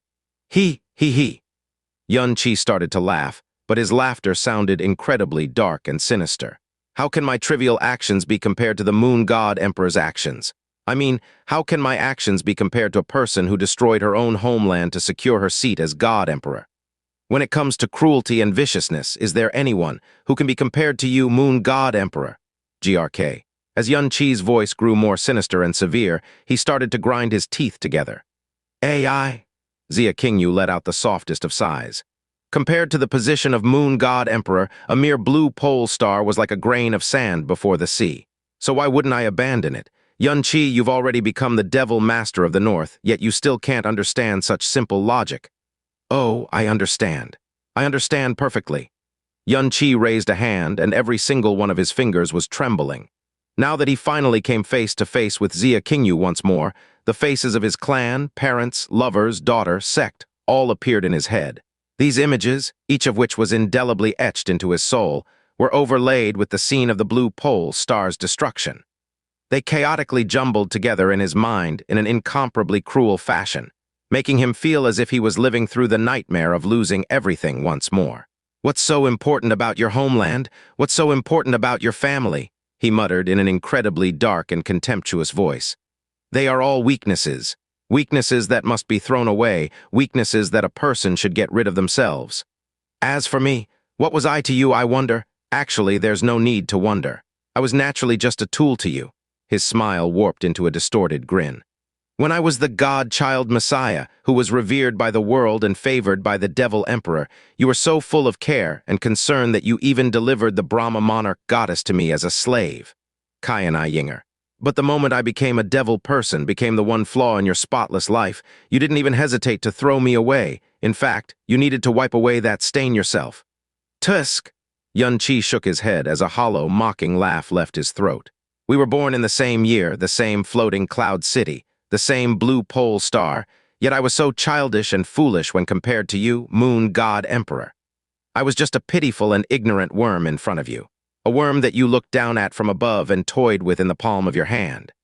A worm that was even so naive as to view you as the person closest to him in the God realm, the person he could trust the most, the one he could entrust everything to. Ha ha ha ha, how absurd, how absurd." Xianye Ying'er's lips moved a little as she spoke in a calm voice. "It's a pity that I still felt some tenderness towards you back then, so I allowed you to leave behind your last words instead of ending you as quickly as possible. It was just a few short breaths, but it allowed you to survive and grow into the menace you've become today." She tilted her head toward him as her red robe fluttered in the air. The purple light in her eyes suddenly shone with the vast might of a god emperor. This was a mistake that this king made back then, so it will be up to this king to personally rectify it. "Heh, you think you're up to the task?" Qianye Ying'er's eyes narrowed as she gave a cold, dry chuckle. "Moon God Emperor, you actually dared to come alone. Even though I am not what I once was, do you really think that Qianye is the same as he was back then? As long as I can kill you, that is enough." Imperious might flashed in her cold eyes as purple light flickered around her body. Her red sleeve danced in the air as a small beam of purple light shot out from the sword in her jade hand. Only one beam of light had erupted from the tip of her sword, yet it seemed to be piercing toward both Qianye and Qianye Ying'er's throats at the same time. Qianye Ying'er didn't move a single inch. Her golden eyes stared straight into Xianye Ying'er's purple orbs. They were a pair of mesmerizingly beautiful eyes which were as lovely as a celestial fantasy, yet they contained a gloomy coldness and killing intent that seemed to come from the depths of the 9 hells. "Moon God Emperor, before we begin, aren't you interested in seeing the grand gift that Qianye has prepared just for you?" Xianye Ying'er. "Xianye Ying'er." Qianye looked away from her, his gaze falling on the moon god realm behind her, that land glowing with silver moonlight. He finally addressed her by her name, instead of calling her the Moon God Emperor. "Ever since this devil master has returned to the eastern divine region, I could not even be bothered to cross swords with the eternal heaven great ancestor. However, you are the only person that I must personally bestow the gift of death upon. This devil master will grant you a gift before you die. Watch closely and don't miss even a single moment. It'd be a shame to miss something like this." Xianye Ying'er's crescent brows started to knit together. The words that rang in her ears sounded startlingly familiar to her. These were the words she had delivered to Qianye in front of the blue pole star. He had delivered them back to her word for word. Even his tone and expression were the same as hers had been. One could well imagine just how deeply that scene had been carved into his soul. As she watched Qianye slowly press his fingers together, a deep feeling of unease suddenly rose up in her heart. He gently snapped his fingers, and a clear clicking sound rang out in the air. Boom! A huge explosion ripped through the air. It sounded as if the entire universe had imploded, as if all the mountains in the world had collapsed. The entire star region was shaking wildly. Xianxia Qingyu swiveled around. The moon god realm, that world that was always wrapped in ethereal, hazy moonlight, appeared in her purple eyes, as well as the beam of black light that mercilessly skewered it as it soared towards the heavens. Boom, boom, boom, boom, boom, boom. Cacophonous explosions rocked the air like peals of world-destroying profound thunder. The moon god realm was cleaved in half by that black light, and the numerous explosions began erupting all over the fractured land. In the blink of an eye, the two shattered halves had been reduced to countless silver-white fragments and moondust. The moon god realm had crumbled apart in an indescribably beautiful and mesmerizing manner. However, this beautiful destruction only lasted for a fleeting moment. The darkness began to madly devour the flying debris and moondust. Soon, even the moonlight had been consumed. This continued until the darkness swallowed everything up and returned it to the void. A 1 cute issue note, Chapter 15:27. The moon god realm was one of the 4 king realms of the eastern divine region. Its strength and status were incomparable to that of any normal planet or star realm. So destroying a king realm in the matter of a few breaths was, to everyone's knowledge, something that was impossible to do. Even the re-emergent evil infant, who possessed powers that went beyond the limit of this current era, only destroyed the star god realm after a long and vicious battle with several god emperors. And even then, the destruction had not been as complete as this. As moon dust floated in the air, the cacophonous explosions and sounds of space collapsing continued unabated. As this was happening, spatial storms started to sweep over vast star regions and countless innocent planets, and it was a long time before they died down. A king realm was being destroyed. The moon god realm had been reduced from a fairyland glittering with mesmerizing moonlight to a bunch of scattered moon dust before finally crumbling to ash which drifted away on solar winds. Woo, as the spatial storm engulfed them, it caused the clothes and hair of all 3 of them to dance wildly in the wind. In the distance, a vast number of stars had deviated from their usual orbits, and a few frail planets had simply crumbled into flying dust, just like the moon god realm had. The moon god emperor knew better than anyone else in this world just how much power was needed to destroy the moon god realm, however. There was absolutely no one who believed that such a power existed. If the moon god realm was struck by a force great enough to destroy it, then all of its inhabitants, besides the moon gods themselves, had practically no chance of surviving. If anyone was located in the epicenter of that blast, they would have been reduced to ash. Even the moon gods were no exception. "Is it beautiful?" Qianye's deep voice rang in her ears. When she had been wreathed in the dying glow of the blue pole star, she had whispered those same 3 words to Qianye. Today, he had woven a tapestry of destruction that was much more tragic and beautiful than the one she had wrought that day. He had even said the exact same words back to her. However, he had said them in a voice that was as dark and sinister as an evil spirit's wail. Even as he ground his teeth together, his voice had practically throbbed with a dark delight. Xianxia Qingyu gently closed her eyes as her face went ghastly pale. This deathly pallor started to spread from her face to her snowy neck, and the jade fingers which gripped the purple pylon divine sword started to tremble lightly. A whisper as soft and faint as a dream escaped her lips. "Is fate really that inexorable? Fate, ha ha ha ha." Though Xianxia Qingyu had whispered those words to herself very quietly, Qianye had still heard it loud and clear. He gave a cold, mocking laugh. "Oh no, this is retribution. You personally destroyed everything that was important to me, so how could I not return your gift in kind?" As he saw Xianxia Qingyu try her best to keep the pain she was feeling from appearing on her face, Qianye's face contorted in delight. He had dreamed of this moment every night over the last few years.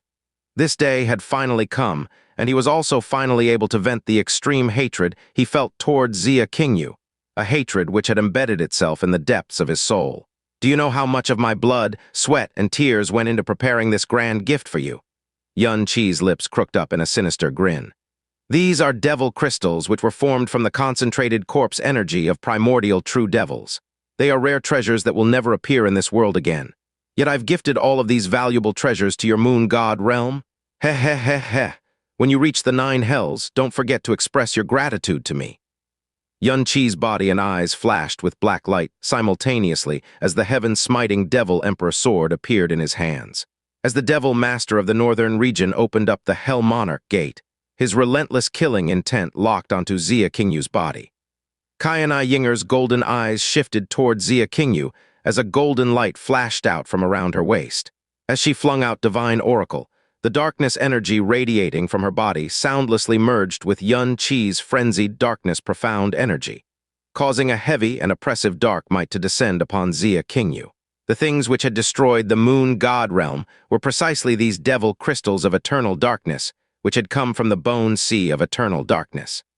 The devil crystals of eternal darkness were formed from the concentrated yin energy inside the bones of the primordial true devils buried in the bone sea of eternal darkness. They contained the most dense and high-level darkness energy in the current universe. They were also extremely volatile, and the slightest contact with an external force would cause them to explode.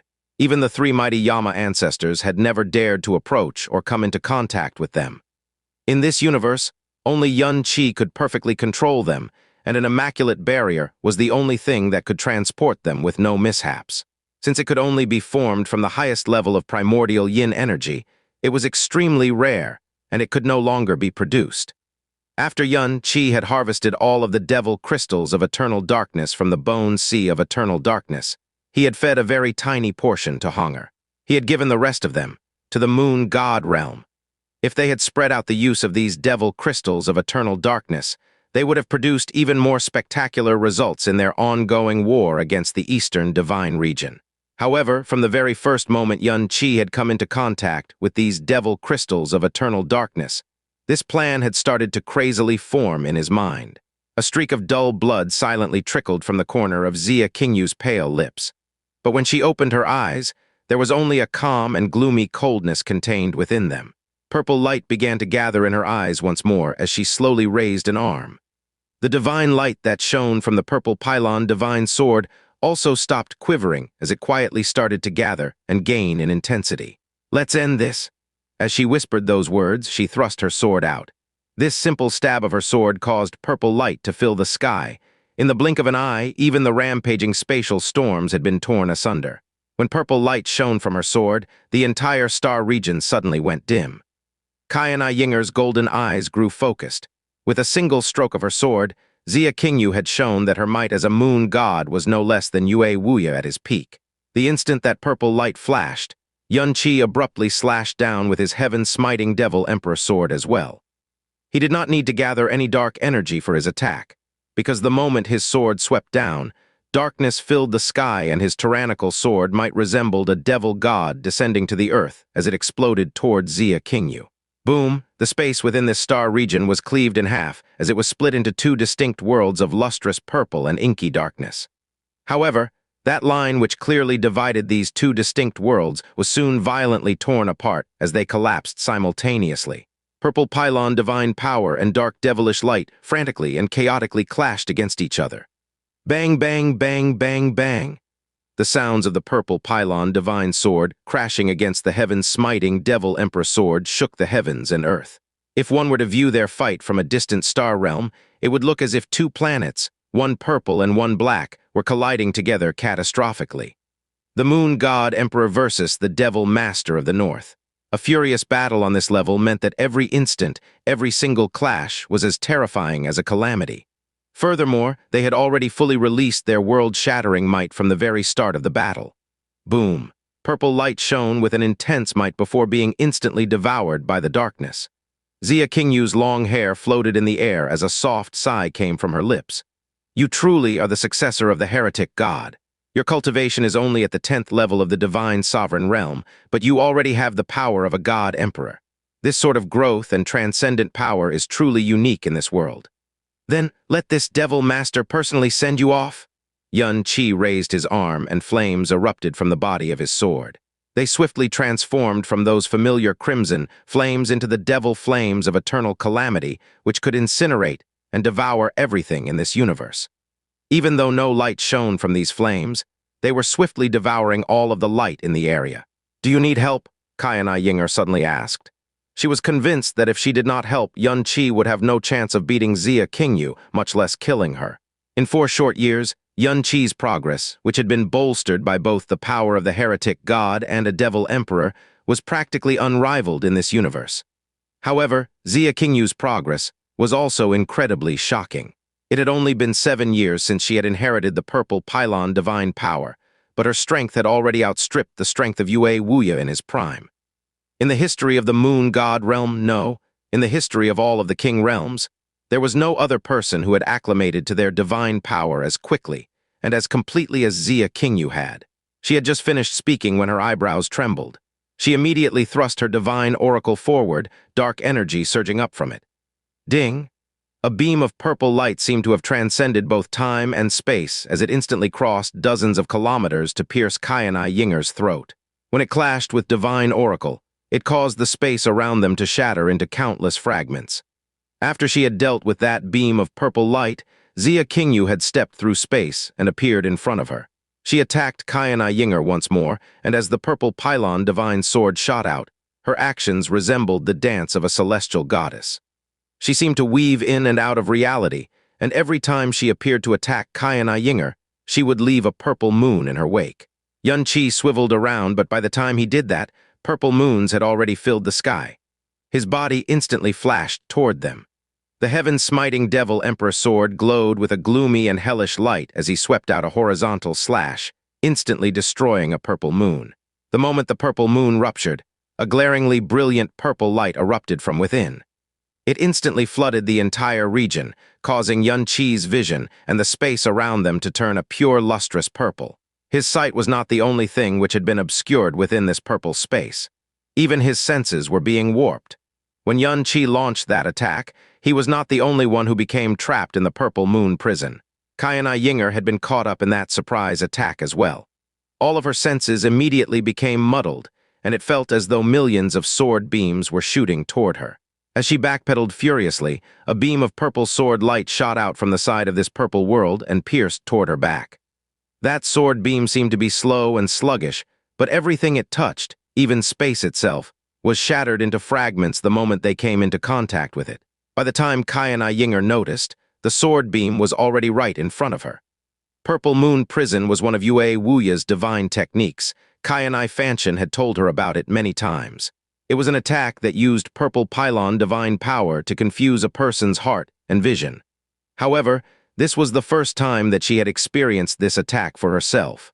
Furthermore, the speed and manner in which Qianye Ying'er had executed this attack was far too different from her understanding of it, catching her by surprise. Crack! An explosive tearing sound rang through the air as Xianxia unleashed fallen heavenly wolf. His attack tore the purple moon prison apart, but the devil flames of eternal calamity had gone out as well. He left a long scar of ice behind him as he flashed to Qianye Ying'er's side. PSSSSD. The purple pylon divine sword shot toward Xianxia's ribs as purple light suddenly spread over the upper half of his body. Droplets of blood flew into the air as the heaven-smiting devil emperor sword heavily smashed into Qianye Ying'er's sword arm. Even though the devil flames of eternal calamity had been extinguished when he broke the purple moon prison apart, Xianxia's sword might was so dreadful that it blasted Qianye Ying'er into the distance with a thunderous bang. The red sleeve covering her right arm had been ripped to shreds, and a deep and shocking groove of blood had been carved into her arm. She did not bother to inspect her injured arm. Instead, she stared at the bloody hole in the side of Xianxia's chest. She said in a calm voice, "Xianxia, do you still remember the vow you made to me back then?" Xianxia raised his head to look at her. He also paid no attention to the wound Qianye Ying'er had inflicted on him, and the only thing that shone in his eyes was a fierce killing intent. He could summon Yan 1, Yan 2, and Yan 3 any time he wanted. If they fought Qianye Ying'er together, they would have more than enough methods to kill her at their disposal. But she had to die at his hands. His homeland, his family, and friends had all been personally destroyed by Qianye Ying'er, so how could he allow her to die at anyone else's hands? No, he had to kill her himself so he could avenge them. Qianye Ying'er slowly tightened her grip on the handle of her sword. However, she was not doing so because of the pain of her wounded arm. Right now, the solemn and severe words that she had said to Xianxia after he had planted the slave imprint on Qianye Ying'er were reverberating in her head. Qianye Ying'er is now your slave. You can order her around, make use of her, vent your anger on her, humiliate her, and ravish her as you please. You can do whatever you want to her. But there is something that you must remember. She is still someone that I must kill. Making her your slave with this scheme of mine does not mean that I don't wish to kill her. Rather, it only means that I can't kill her right now. Whatever happens between the two of you is none of my business. But you definitely must not develop any feelings for her. Even more than that, you definitely must not have any children with her. Understand? Qianye had blocked a blow for Qianye Ying'er. He had moved quicker than thought, in an almost instinctive manner. And the energy that they had so naturally linked together just now? Forget it! After she whispered those words in a very soft voice, she raised her purple sword to the heavens before drawing a very gentle arc in the air with it. In the blink of an eye, it was as if a new dawn had broken. Heavenly light streamed through the air and beat back the darkness in this star region. The darkness had disappeared, even the stars had disappeared. All of the storms in the area had died down instantly. The only thing that seemed to exist in the world right now was that gigantic purple moon that had appeared behind Xianxia Qingyu. It transformed the entire star region into a world of hazy purple. Under that purple light, the space around them actually started to vibrate with a strange light. Moon's Demise, 5. Not a single speck of starlight could be seen in this vast star region. Resplendent purple light rippled through space itself before disappearing in the blink of an eye. Suddenly, all of the light and color in the world had vanished, except for a gigantic purple moon which was slowly descending from the sky. There was a red figure floating in the center of that purple moon. Her ink-dark hair danced and her red robe fluttered. She looked for all the world like a heavenly goddess floating down to the mortal realm. The purple moon was several hundred meters long, and it seemed to contain an entire world. It was a world filled with majestic mountains, churning seas, and howling winds. It felt as if they could vaguely see another moon which shone with an even deeper and more mysterious purple light slowly rising into the sky of that world. Qianye raised his arm, devil flames of eternal calamity reigniting on the body of his sword. But he did not attack immediately. His originally gloomy black eyes had now started to shine with a pure, deep purple light. All of a sudden, he started feeling a faint pressure building up in his heart, a sensation that made him feel very uneasy. Qianye Ying'er's golden eyes had turned purple as well. Her brows started to knit together in shock and puzzlement. Her pupils contracted violently as she could not help but say, "The purple pylon divine domain." Qianye began to turn his head towards her as Qianye Ying'er immediately said in an extremely soft and serious voice, "Hurry up and send a sound transmission to the Yama ancestors." "It's too late." Both of them heard Xianxia Qingyu's voice, but they hadn't heard it with their ears. Instead, it seemed to be transmitted straight to their hearts. After that, she spread her arms, causing her red sleeves to dance in the air. The purple moon behind her quietly expanded, and it swallowed up the entire world in a single instant. The news of the moon god realm's destruction had not yet reached the distant star god realm, and all of the star gods were still somberly watching the images being projected from the eternal heaven god realm. Then a bunch of strange purple clouds suddenly appeared in the sky, and all of the star gods involuntarily raised their heads to look toward the western horizon. "What is that?" Heavenly Jade Star God Aster gasped. After she had turned her head to look at the sky, she saw a purple moon hanging there. This phenomenon did not only occur in the star god realm. Nearly half of the star realms in the eastern divine region could clearly see a newly risen purple moon hanging high in the sky. It radiated a serene and heartbreakingly beautiful light, which turned half of the sky purple. It was as if the heavens were bestowing a divine miracle on this world to save them from their crisis. However, there was one star realm that had a completely different idea when they witnessed that purple moon, and that was the Brahma Monarch God realm. The moment Qianye Fanchen saw that purple glow, his cold and stiff face twitched violently as a look of deep shock appeared on his face. "The purple pylon divine domain," he gasped inside his heart. Every word that resounded inside his head was filled with a deep disbelief, and his heart was shaken by a fleeting instant of fear and panic. The space that surrounded Qianye and Qianye Ying'er had been transformed into a world of gorgeous purple light. To their shock, their spiritual perception revealed that this world had no borders or end. Furthermore, there didn't seem to be anything else within this world but the three of them.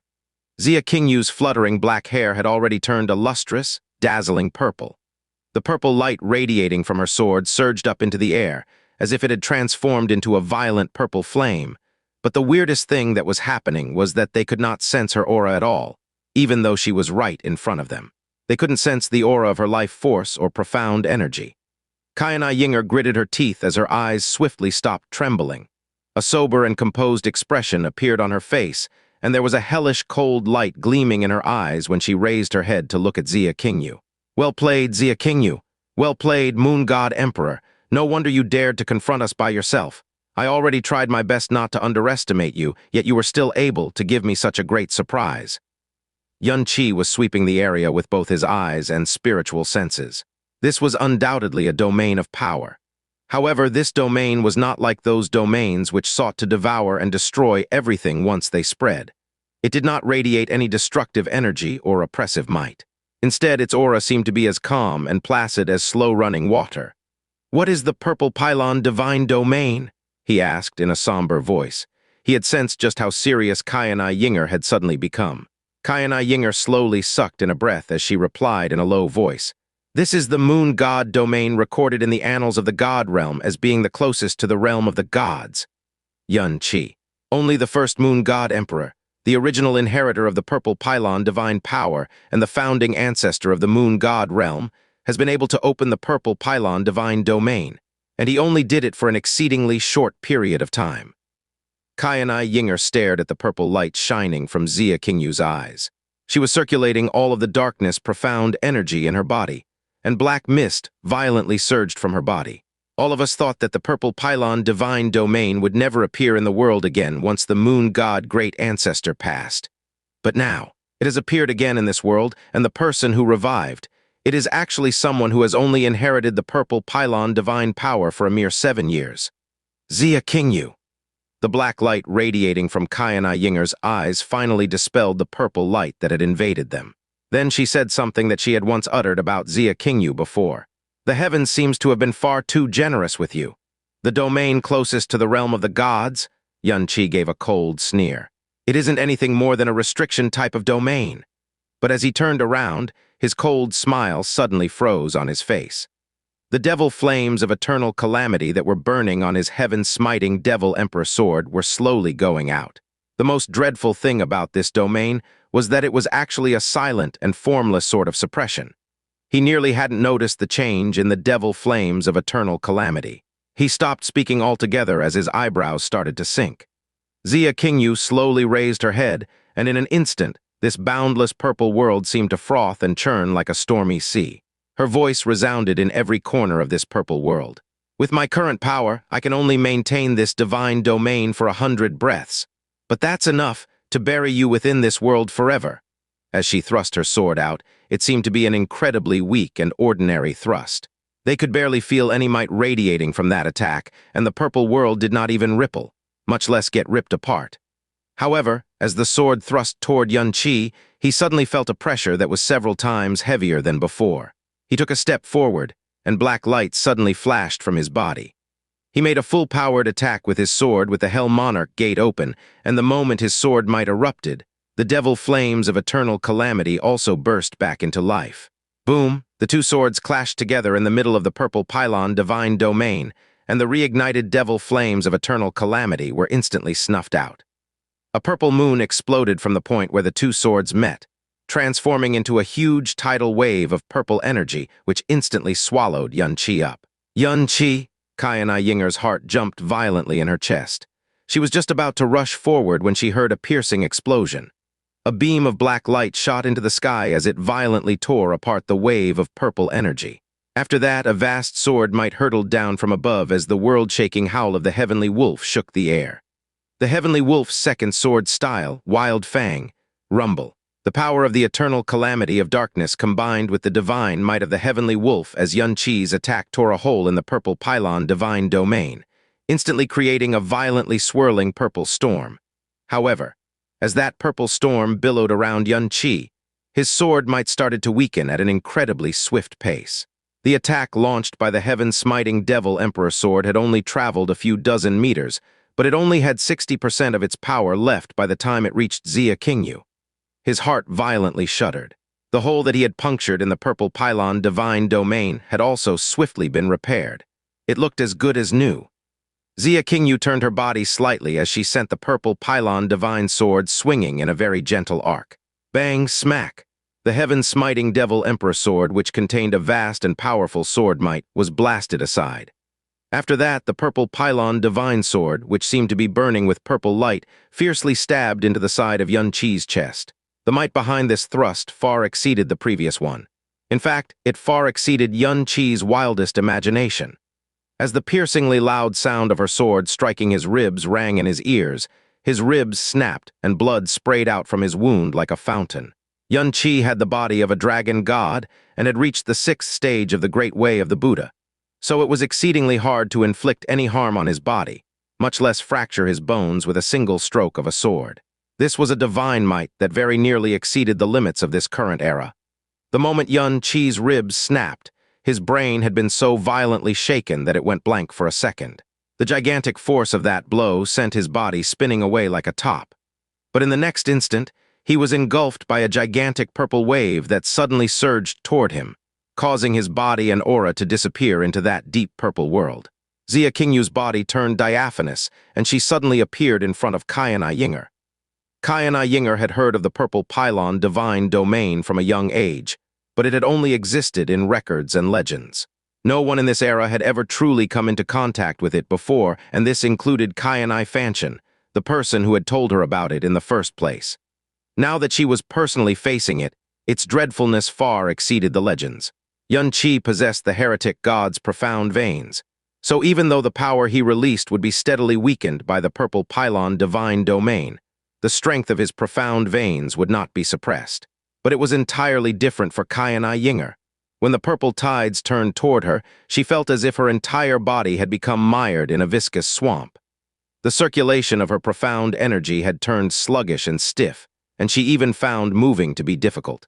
As Xia Qingyu pressed in on her, she spread both her arms out wide, and a domain of darkness swiftly coalesced around her, forcibly creating an area of darkness within the purple pylon divine domain.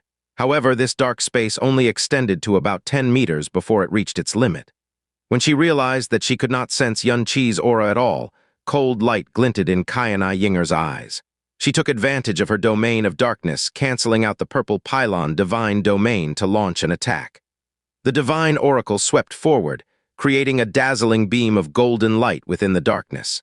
This beam of light cut the purple domain to shreds as it headed straight for Xia Qingyu. However, purple waves of energy surged all around her before she even got close to Xia Qingyu. They directly smashed against her domain of darkness, and explosions of darkness and lustrous purple light erupted in a frenzy, stirring up a calamitous hurricane of epic proportions. Qianye Ying'er's domain of darkness swiftly dwindled within that hurricane, and her attack had lost most of its power. Xia Qingyu's body suddenly turned diaphanous, and even though her aura was still being projected from the same place, a beam of purple light shot out from the destructive storm swirling behind her. The purple pylon divine domain did not only suppress one's power, it also greatly warped one's senses. Her survival instincts alerted Qianye Ying'er to the danger, and she twisted her body around with much difficulty. Bang! As a result of Qianye Ying'er's efforts, the sword ended up piercing through her collarbone instead of her heart, ripping the clothing around her left shoulder to shreds. The flesh around it turned into a bloody mess, and the blood droplets which sprayed wildly into the air were instantly swallowed up by the purple domain. As intense pain and shock flooded her body and soul, Qianye Ying'er chose to strike back instead of retreating. The divine oracle abruptly launched out with a gloomy black light as it streaked straight toward Xia Qingyu's snowy neck. At the same time, the purple domain behind Xia Qingyu twisted and warped. An explosion shook the air as Qi shot out of the mass of purple energy. His eyes were scarlet red, and he flew at her, the heaven-smiting devil emperor sword smashing toward her from behind as it swelled with the divine might of the heavenly wolf. Xia Qingyu did not move even though she was caught in a pincer attack. Within this ephemerally beautiful deep purple world, her movements were still measured and graceful. The purple sword in her right hand gently swung out to catch divine oracle mid-swing. At the same time, she raised her left hand to gently catch the heaven-smiting devil emperor sword, which was filled with terrifying sword might. Boom! A muffled explosion completely drowned out the shrill sound of metal clashing together. The divine oracle seemed to be stuck to Xia Qingyu's sword, while the heaven-smiting devil emperor sword had come to a complete stop in Xia Qingyu's jade hand. Xia Qingyu twirled her body. Qi and Qianye Ying'er could barely feel her release her power, but divine oracle and the heaven-smiting devil emperor sword immediately left their hands.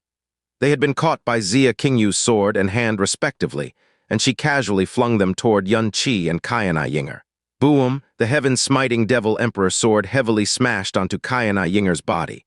A large part of the purple domain caved in as Qianye Ying'er was sent flying. A long arrow of blood trailed her as she shot into the distance. Meanwhile, the divine oracle sliced into Xianxia. A bloody scar that was a foot long had been carved into his body, and the cut was so deep that it exposed bone. After that, he was also blasted back several kilometers. His head jerked up as he glared unblinkingly at Xianye Ying'er. Within that purple world, her red robes were as glaring as fresh blood.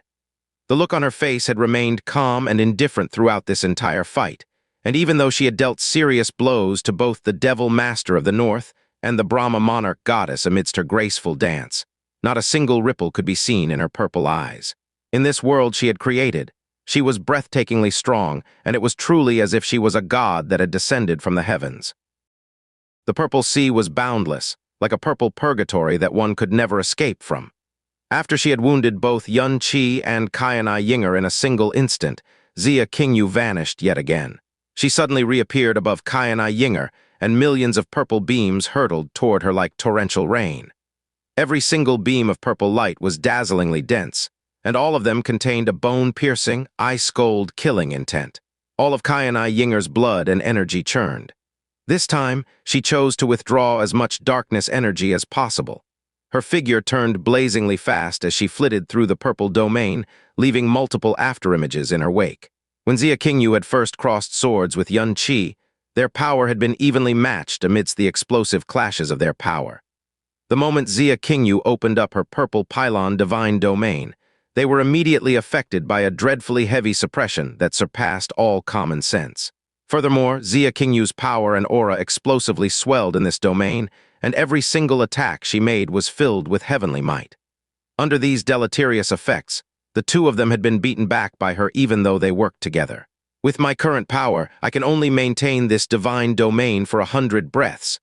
Qianye Ying'er recalled the words that Xianye Ying'er had muttered just now. 100 breaths.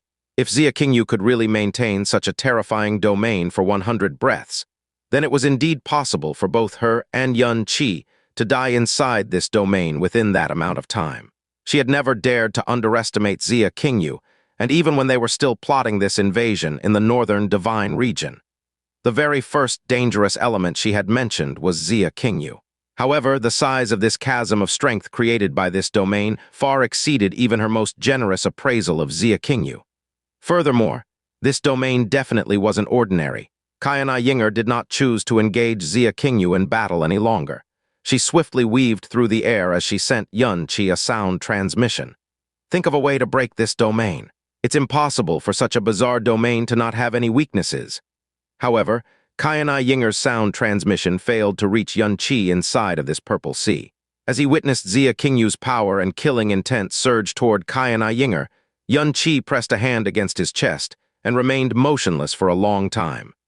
Drops of blood flowed from the wound in his chest as it dyed his hand a bright red. As his eyes sharpened, the light glowing from his eyes became even more gloomier.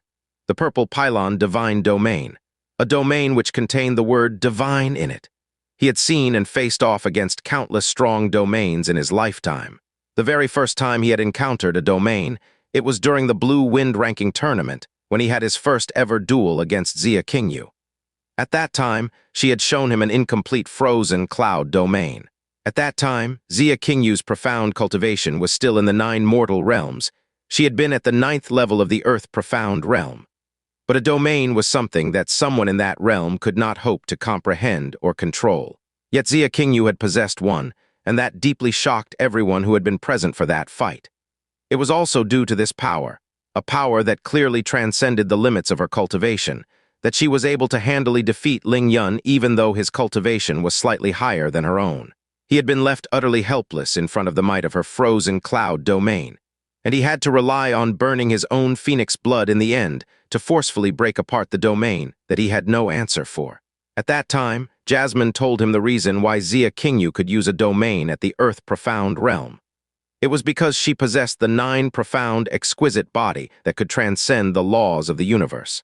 Ah, is she transcending the laws of the universe once more? The picture in his mind dissolved into ashes as Xianxia softly muttered to himself. A sinister grin suddenly started to form on his face. Qianye had seen far too many restriction and suppression-type domains. Moreover, once someone reached the Divine Master realm, the highest realm of power that a human could hope to obtain in this era, they would realize that even the restriction-type domain of a level 10 Divine Master would not be able to suppress the profound strength of a level 10 Divine Master, as dramatically as the purple pylon Divine Domain had affected their profound strength. This domain had absolutely transcended the normal limits of this era. Perhaps it had truly managed to just touch the vague and illusory domain of the gods, so it had become a power that could not be resisted by any power that was within the boundaries of this universe. Since they couldn't resist it, then let's just cause the laws within this space. He raised a blood-stained hand, causing the heaven-smiting devil emperor sword to fly back into his hand and glow with a pitch-black devilish light, to completely collapse. As he muttered those words, he lifted his head, and the cry of a phoenix echoed in the air. After that, the divine figure of the golden crow flashed into existence behind him. Golden flames erupted from his body, and the light of these soaring golden flames overwhelmed the purple light of this domain, instantly creating a vast fiery purgatory of golden crow flames. Under the might of the purple pylon Divine Domain, these golden flames were swiftly dying out. But Qianye's grin remained as sinister as ever. He raised an arm to the sky, and thousands of lightning bolts suddenly crashed down into the purple domain, instantly forming a vast domain of crackling lightning within it. Furthermore, the color of this lightning was not the commonly known divine purple. Instead, it was the color of fresh blood. Every single bolt of lightning was made of heavenly law tribulation lightning, which reigned supreme over all the lightning in the universe.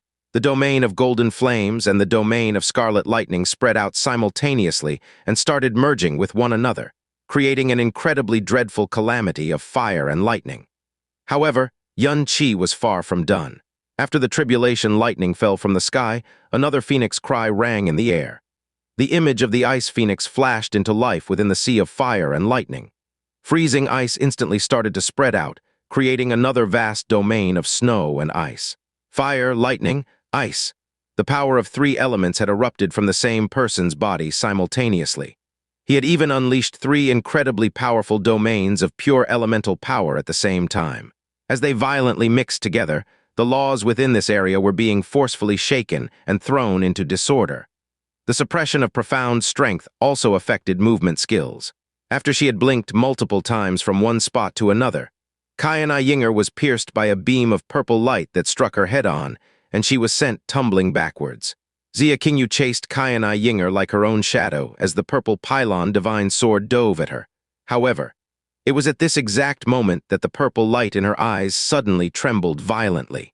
RUUMMBLE? This world which flowed with purple light suddenly transformed into a raging ocean. Incredibly violent tremors shook it, and Qianye's body also came to a sudden halt in this moment. Woo! After the flames, tribulation lightning, and frozen end ice, a furious storm surged out from his body, throwing the purple sea into an even greater chaos. Scorching golden flames, explosive tribulation lightning, freezing frozen end ice, and wild and turbulent winds. All four of these things were savagely attacking the purple pylon divine domain. If Qianye focused on using a single element to his maximum capacity, it would be gradually consumed and restricted by the purple pylon divine domain. However, he was manipulating four elemental laws at the same time, and this was already something that transcended the principles of these laws, something which went against the logic of the universe. It was as if the purple pylon divine domain had been struck by a heavenly mallet. It violently shuddered before a long, thin crack appeared in it. This crack had started from the epicenter of the four chaotically intermixing elemental domains, and it lengthened at a ridiculously fast rate. In the blink of an eye, it stretched to 500 kilometers, 5,000 kilometers, 50,000 kilometers. Qianye's face suddenly went white, and the purple light in her eyes dimmed dramatically. The purple pylon divine domain was undergoing a world-shaking change, and both Qianye and Qianye Ying'er were staring at Qianye. Neither of them had missed the blood draining from her face or the sudden disarray in her aura. This instantaneous change had sent them a loud message. The purple pylon divine domain was actually connected to Qianye's life and vitality. In other words, Qianye was actually burning her own life to form this purple pylon divine domain. As the purple sea violently shook, Qianye Ying'er felt the pressure on her lessen dramatically. Black light flashed in her eyes, and she instantly opened up a vast domain of darkness. The divine oracle flew back into her hand, and a line of golden light shot out like a striking serpent. It flashed over several kilometers as it shot straight toward Xianxia Qingyu. Clang! The powers of the two women clashed together as huge ripples immediately appeared in the purple sea. Xianxia Qingyu's body bent backwards, and Qianye Ying'er's left arm violently shuddered as her wound split open, however. This result was entirely different from when she had clashed with Xianxia Qingyu under the absolute suppression of her domain. Xianxia Qingyu turned around and saw the four domains that Yun Qi had opened up simultaneously, an act that was equivalent to a divine miracle. She stretched out an arm, and 9 purple moons coalesced into existence at the same time as they sought to shatter Yun Qi's domain, however. A beam of cold light that seemed to come from the 9 hells themselves shot out, piercing her very heart and soul. Qianye Ying'er still possessed the blood of a devil emperor, so even though the purple pylon divine domain had yet to collapse, its suppression over her had weakened to less than a fifth of its previous power. Bang, bang, bang, bang, bang. The powers of the two women violently clashed in the air, and every time their powers collided, the divine oracle would instantly change shape. It might unleash a sword beam that cut through the air, create millions of golden halos, dance in the air like a golden snake, or unleash seemingly unlimited rays of golden light. The collision of power sounded like the violent and vigorous tolling of a divine bell, unleashing dreadful explosions of sounds that could easily rend one's heart and soul. A storm of energy erupted around them every instant, and every one of these storms contained enough power to destroy a star or even a star realm. Rumble. Purple light exploded in the air, and Qianye Ying'er was instantly shoved dozens of kilometers backwards by Xianxia Qingyu's purple pylon divine power, the divine oracle flying from her hand. All of the blood and energy in her body churned as blood flowed down her lips. It was at this time that Yun Qi's 5th domain, which was also his most powerful domain, the eternal calamity of darkness domain, violently exploded into life in the middle of the 4 elemental domains, filling the sky with darkness. In the blink of an eye, all 5 domains mixed together with one another. Chaotic energy roiled in the air as world-ending power crashed against the purple pylon divine domain in a frenzy. This was a domain that they had no answer for, but the rampaging power of the 5 domains were destroying the laws which held it together like a bunch of withered sticks. Bzzzzz. A soft cry that seemed to come from an ancient abyss rang in the air. Under the power of Yun Qi's 5 domains, the purple pylon divine domain was no longer merely cracking apart. It was collapsing at a crazy rate, and in the blink of an eye, a vast hole had been carved out from this boundless purple sea. This hole was not big when compared to the vast and boundless purple pylon divine domain, but it cruelly ripped into Xianxia Qingyu's life force like a sharp knife. All blood immediately drained from her face as bright red blood violently sprayed from her mouth. Qianye Ying'er chose to press in at this exact instant. An extremely tiny devil god domain that contained a dreadfully powerful darkness shot straight towards Xianxia Qingyu's heart. Xianxia Qingyu had managed to turn her body around just in time, purple light glowing in her eyes. Boom! Darkness and purple moons exploded at the same time, and both women were sent flying amidst the fractured and displaced space around them. Without the suppression of the purple pylon divine domain, the soul-shaking cry of a phoenix rang out with incredible clarity. As fiery light began to burn in Yun Qi's eyes, the phoenix manifest god created a vast sea of fire in front of him. A fiery storm that burned through space itself mercilessly engulfed the flying Xianxia Qingyu. Boom! A purple moon rose within that sea of flames. It transformed into countless beams of purple light which rigidly bound the phoenix manifest god. As she floated within the flames, most of Xianxia Qingyu's body had been stained with blood, and her purple eyes had lost most of their divine light. However, the moon god might radiating from her body was still as vast and boundless as ever. With a shrill cry of misery, the phoenix manifest god was torn apart by the purple light as it dissolved into embers which filled the sky. She did not bother inspecting her wounds or even regulating her frantically churning blood and energy. Instead, Xianxia Qingyu left a freezing red shadow in her wake as her sword coldly and resolutely pierced toward Qianye Ying'er. The 9 profound, exquisite body could easily transcend the laws of this universe. But how could it be so easy to transcend the very limits of this era? The purple pylon divine domain wasn't something that she had achieved with her 9 profound exquisite body alone. It was a divine domain that she had to burn her very life, burn the vitality of a god emperor to use, and even then it only lasted for 100 breaths. Because it was only when she unveiled this purple pylon divine domain, this transcendent domain which could not be broken by any power in this current era, something which she could only maintain for 100 breaths, that she would have truly been able to kill Qianye Ying'er. This domain that she should never have been able to comprehend was her final gambit. The only person that could destroy it was Xianxia, the only person whose powers transcended the limits of the current universe. In fact, he was also the only person who could defy all the laws of this universe. He had done exactly that, at such an incredibly fast pace too. After all, the present Xianxia was completely different from the person he had been in the past. His cultivation, mental state, cunning, and his understanding of the profound way and the laws of the universe had all undergone an earth-shaking change. However, she wasn't surprised by any of these things. But why did it have to be him? Boom, her power clashed with Qianye Ying'er inside the tattered purple pylon divine domain. Xianxia also let out a deep roar at this moment. Flames, tribulation lightning, freezing ice, violent winds, darkness. He released 5 different domains simultaneously within this trembling purple sea on the verge of ruin, creating a compound domain of true apocalyptic calamity which could destroy both the heavens and the earth. A domain which caused all of the laws of the universe to collapse. Space folded in on itself, as the gigantic purple domain violently shook before finally collapsing and shattering into countless fragments of lustrous purple light. It was as if the vast star region had been filled with mesmerizingly beautiful motes of purple stardust.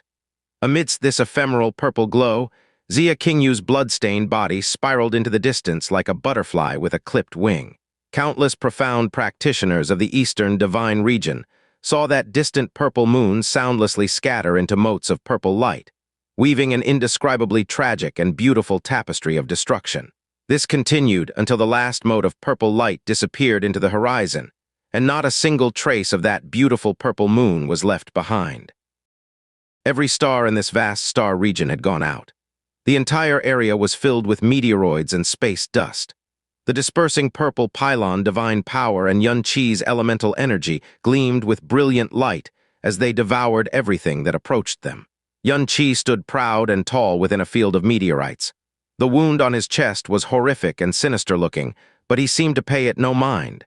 His gloomy eyes were fixed on the red figure in the distance. Her aura was extremely weak and frail, causing his lips to curl into a cold and cruel smile. Qianye Ying'er's wounds were heavy, but none of them were life-threatening. Her body blurred as she arrived at Xianxia's side.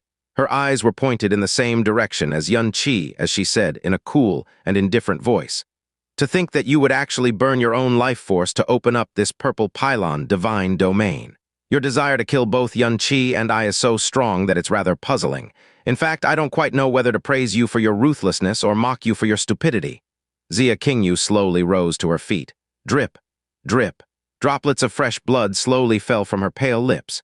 They slowly but inexorably dripped from her lips as each dot dyed her red robes an even deeper shade of scarlet. As the Moon God Emperor, there was nearly no power in this world that could truly push her into a desperate situation.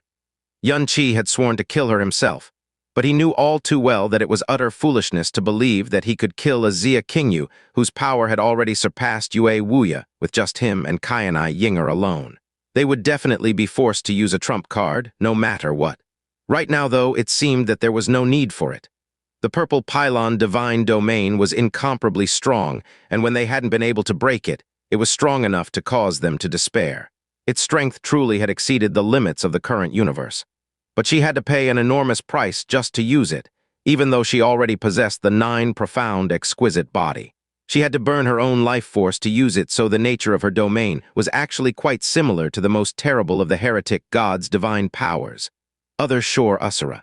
Thus, if this divine domain which was connected to her life, which she had to sacrifice her own life to use, was forcefully ripped apart, the backlash would far exceed the backlash of the cruelest domains in the current universe. Her vitality and her body had sustained heavy damage, and her profound energy was swiftly dissipating. It was as if she was unable to gather any of it. This was supposed to be a long and drawn-out battle, a bitter and vicious struggle to the end. but it had been brought to a swift close because she had opened the purple pylon divine domain in her current state. She was nothing more than a lamb waiting to be slaughtered by Qianye and Qianye Ying'er. She had already calculated that the odds of this happening were very high due to Qianye's presence. However, she still had not hesitated to use it, because this was her final gamble, and it was the only gamble she could make. Her purple hair fell to her shoulders messily as they instantly turned as black as ink, providing a sharp contrast to her increasingly pale face. She stared at Qianye and Qianye Ying'er as she softly whispered to herself, "In the end, I still wasn't able to accomplish anything." "No, you did well. You did very well." Qianye slowly advanced and compared to Xia Qingyu's soft and fevered whisper. His voice was cuttingly cold. "You very, very successfully forced me to become a monster." He slowly raised the heaven-smiting devil emperor sword. He pointed it at the distant Xia Qingyu, the tip of his sword flashing with a gloomy black light. "And now it is time for you to pay back your debts." Drip. Yet another drop of blood gently fell from her lips. For some odd reason, Qianye felt a wrenching pain in his heart as he gazed at those hazy eyes filled with pain.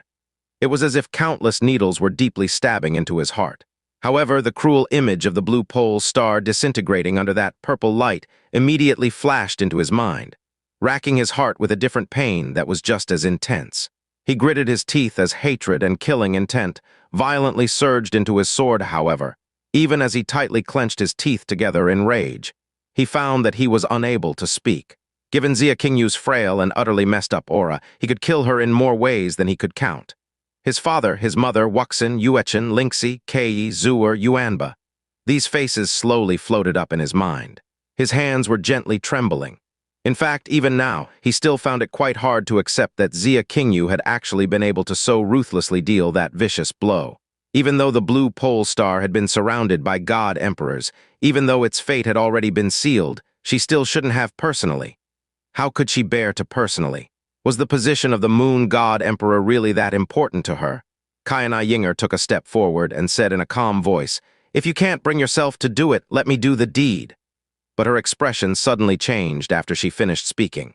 A curtain of light abruptly spread open in front of them, and a small and beautiful palace appeared within that curtain of light. A strange white glow the color of moonlight radiating from it. In the next instant, a wild storm instantly appeared around it. In the blink of an eye, Xia Qingyu's figure had disappeared into a distant star region. "The vanishing moon celestial palace!" Qianye Ying'er gave a low cry. Qianye had already started giving chase. His figure seemed to split apart space itself as it dashed after Xia Qingyu. The vanishing moon celestial palace was one of the fastest profound arcs in the eastern divine region. Its speed was so incredible that even Qianye Ying'er in her prime could not catch up to it when she was with Gu Zhu. Bang! Qianye stretched out a hand to grab Qianye Ying'er as he again activated Hell Monarch. Darkness howled around him as he raised his speed to the very limit, his eyes and aura fiercely locked onto the vanishing moon celestial palace. The moonlight that flowed around it made it an exceptionally conspicuous target amidst the boundless field of stars. However, since he was matching speed with the fastest profound arc in the eastern divine region, he still could not draw any closer to it even after raising his own speed to the very limit. Qianye silently ground his teeth. He dearly wished that he could give himself a fierce slap right now. He clearly had the chance to easily take Xia Qingyu's life just a moment ago, but his instant of hesitation and distraction had given her an opportunity to escape. As his teeth ground together, the darkness swirling around his body grew more and more frenzied. A black light suddenly flashed through his eyes as he thrust his arm forward. Dreadful explosions immediately began to rock the vast sea of stars in front of him, as thousands of kilometers of space violently shook after being engulfed by darkness. Soon, a cosmic hurricane that could destroy moons and shatter stars started to form. They had forced Xia Qingyu into a dead end when they had forcefully broken her purple pylon divine domain. If they let her escape right now, they would never have the chance they had today once she fully recovered from her injuries. Rumbly. Untold destruction was being wreaked in these violently shaking star regions, and the vanishing moon celestial palace shook like a withered leaf caught in a storm. It started to let out a shrill sound as it shuddered and swayed violently. However, it managed to escape the windstorm in the next instant, and it continued to head west at maximum speed. Qianye had come to a short halt when he had launched his attack. As a result, He had not only failed to shoot down the vanishing moon's celestial palace, but also allowed the distance between them to grow even wider. His eyebrows sank as anxiety welled up in his eyes. He once again pushed his speed to the limit, locking onto the vanishing moon's celestial palace with his divine senses. He did not allow himself even a single second of distraction. Qianye, even if you run to the ends of the universe, I will still hunt you down and kill you myself. An exquisite girl dressed in rainbow robes slowly walked out from the destroyed star region they had just been in. Her calm eyes quietly looked in the direction that the three people had left in. Qianye. She had arrived the moment Qianye had opened her purple pylon divine domain. However, she had not made her presence known. She had not interfered when Xianxia and Qianye Ying'er were caught in the purple pylon divine domain, or when the domain itself suddenly collapsed. Instead, she silently watched the battle unfold from a distant location. She only turned around once the auras of the vanishing moon celestial palace and Xianxia disappeared from her spiritual perception. After that, she flew toward the south. 2 hours, 4 hours, 6 hours.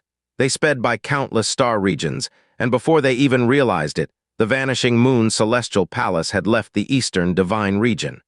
It continued to streak toward the west like a shooting star. A distracted look suddenly appeared in Xianxia's eyes for an instant. 8 years ago, on the day that he had reunited with Qianye in the God realm, both of them had been desperately fleeing from Qianye Ying'er aboard the vanishing moon celestial palace. Nearly all of the actors from that day were present. The vanishing moon celestial palace was present, and they were even traveling down the same route as they had before, whether it was intentional or not. However, this time, the ones who were in pursuit were him and Qianye Ying'er, and the only one on the vanishing moon celestial palace this time was Qianye. The direction she's traveling in? Qianye Ying'er muttered under her breath. It looks like she's trying to escape into the God realm of absolute beginning. HMPH, this is just like what happened all those years ago when the two of you were trying to shake me off your tail. Just as Qianye Ying'er had finished speaking, they saw something white swirling in the star region in front of them. As they drew nearer, they could clearly see that it was a white vortex. They had reached the center of the 4 divine regions, the entrance of the God realm of absolute beginning. The vanishing moon celestial palace flew straight into that spatial vortex. The moment the profound warship came into contact with it, its aura completely vanished. It was as if all traces of it had been wiped off the face of this earth. Everything that was happening felt so uncannily familiar, but Qianxia's speed did not drop. He headed straight into the white vortex with Qianye Ying'er hot on his heels. A white light flashed in front of him as they entered a different space. A heavy and ancient aura rushed to meet him, and the ashen white sky and ground seemed to stretch out endlessly, imparting a feeling of bleakness and endlessness that was hard to describe. To their utter surprise, Xianxia and Qianye Ying'er could immediately sense and locate the vanishing moon celestial palace the moment they entered the God realm of absolute beginning. Qianye had not tried to hide the vanishing moon celestial palace's aura like she did the last time they had entered the God realm of absolute beginning. Instead, she continued to dive deeper into the God realm of absolute beginning at the fastest speed possible. The news of the moon God realm's dark destruction swept through the entire eastern divine region like a world-shaking storm. After that, the news proceeded to deeply shake the southern divine region and the western divine region. The devil people of the northern region had descended upon the eastern divine region like a plague of locusts, leaving devastation in their wake. In the short span of a single day, 2 king realms of the eastern divine region, the eternal heaven God realm and the moon God realm, had been left in ruins. Xianxia had bathed one realm in its own blood and had destroyed the other in a glorious explosion of darkness. A soundless dread had also started to spread along with this news. The eastern divine region's fighting spirit had already been badly shaken by the slaughter of the eternal heaven God realm. And now, it had taken another serious blow with the news of the moon God realm's demise. In the Qianye realm, one of the 6 king realms of the western divine region, the blue dragon emperor was dressed in blue robes and ripples of mist appeared around her as she moved. Her eyebrows had knit together slightly and it was clear that her heart was heavy with worry. The Qianye emperor rose to his feet to greet her. He said, "The blue dragon emperor has come because of what happened to the eastern region's moon God realm, right?" The blue dragon emperor raised her head, her blue eyes somber and grim. The calamity that struck the eternal heaven God realm was already alarming enough. But to think that they actually managed to obliterate the vast moon god realm, this has already gone beyond the realm of shock and horror. As the emperor of a god realm, her very first reaction to this news was utter disbelief. However, once the news had been confirmed, a cold and cutting sensation began to spread through her body. A sensation that the god emperor who reigned supreme over ice and snow was not even supposed to be able to feel. If there truly existed a power that could obliterate the moon god realm in the span of a few breaths, then it could also destroy her blue dragon realm. How could she still remain calm and composed? The Qianye emperor let out a long sigh. To think that the denizens of the dark northern region, who cowered in their hole for so many years, were actually so terrifying. They even managed to destroy 2 king realms in the span of a single day. Even when I hear myself now, I still can't shake the feeling that it's just a ridiculous joke. The Blue Dragon Emperor replied, "This fierce battle between the Northern Divine Region and Eastern Divine Region started as revenge against the eternal Heaven God Realm after they destroyed 3 small star realms in the Northern Divine Region. However, with what we know right now, the size, strategies, and dark strength of this devil person army doesn't resemble that of a punitive force assembled to punish the Eastern Divine Region for the destruction of 3 star realms. Instead, it seems like they've been preparing for this for a long time." The Qianye Emperor finished her sentence in a deep voice. When the Northern Divine Region had started their invasion of the Eastern Divine Region, none of them had paid it any mind. Everyone believed that the Eastern Divine Region would quickly suppress this devilish plague which had swarmed over the border to take revenge. But how quickly things had changed. What I'm worried about right now, the Blue Dragon Emperor continued, is that they not only have a plan, but that the scope of their plan is not only limited to the Eastern Divine Region. After all, their devil master is Xianxia. She still clearly remembered that scene in the Eastern Divine Region, when they had all gathered outside the Blue Pole Star. The man who had let out that despairing dragon roar as he hugged Mu Xuanian's body amidst the darkness. Those eyes which had scanned the faces of each and every person who had been present that day. Those incomparably gloomy and vacant eyes. "Your worries aren't unwarranted." The Qianye Emperor's voice turned heavy. "I also sent a letter to the Dragon God Realm concerning this matter, and I should receive a reply from them very soon." The Dragon Monarch would always be the one who decided on whether the Western Divine Region would involve itself in any matter or not. Just as he had finished speaking, a woman arrived outside the hall. She bowed and said, "Reporting to the Qianye Emperor, the Dragon God Realm refused to take our letter and told us that the Dragon Monarch was currently preoccupied with an important matter. They also said that he did not want to be disturbed by anyone." The Qianye Emperor and the Blue Dragon Emperor shared a glance before the Qianye Emperor said in a deep voice, "It looks like the Dragon Monarch has his own plans. If the Dragon God Realm does not move, then we naturally don't have a reason to move either." Beginning was vast and boundless, and the spiritual perception of any living being who stepped into this place would be greatly suppressed.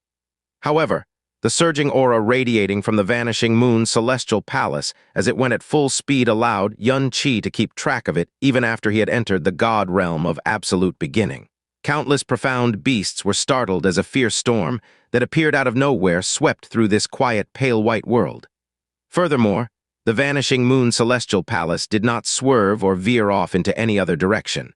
It continued to travel in a straight line as if it already had a clear destination.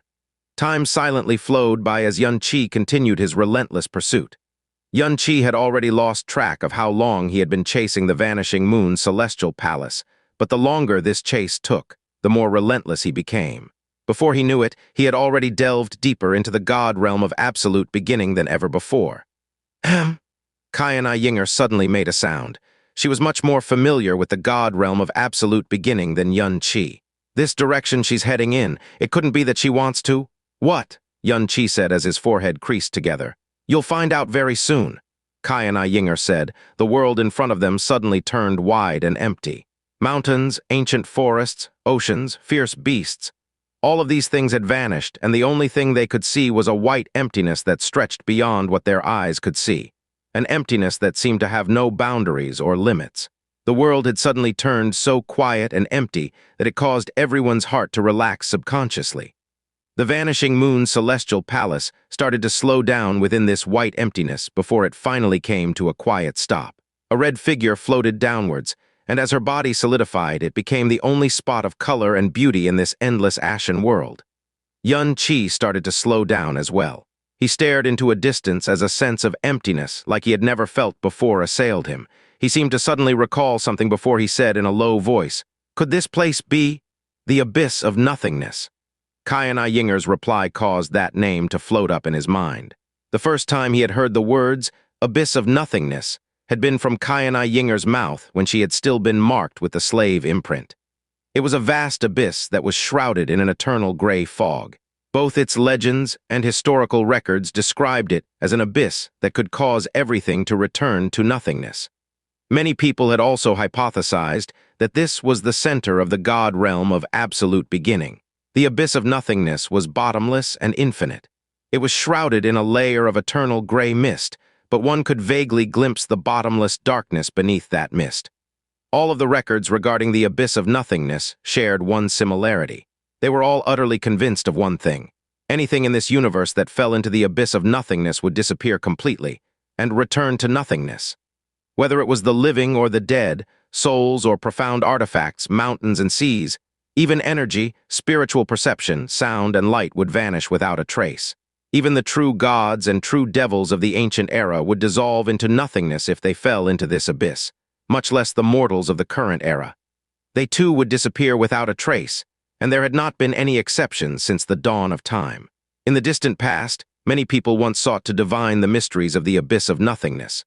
They tried everything, and even if a divine sovereign or divine master fell in, their body, their soul, their powers, and their auras would all return nothing in an instant. In the end, no one dared to investigate it any longer, and as time went by, no one even dared to approach the abyss of nothingness any longer. These were the words that Qianye Ying'er had said to Qianye when she had first mentioned the abyss of nothingness to him. But this was the first time that Qianye had truly laid his eyes upon the legendary abyss of nothingness, the most bizarre, dangerous, and empty existence in the entire universe. The universe outside the God realm of absolute beginning was divided into an extremely strict hierarchy of power. However, there was no difference between an ant and a god emperor in front of the abyss of nothingness. Qianye's body floated down to the edge of the abyss of nothingness. Her blood-stained robes fluttered above the drifting gray mist that never faded away. Just a single step would be enough to plunge her into the abyss, consigning her to the eternal void. Cough, cough, cough.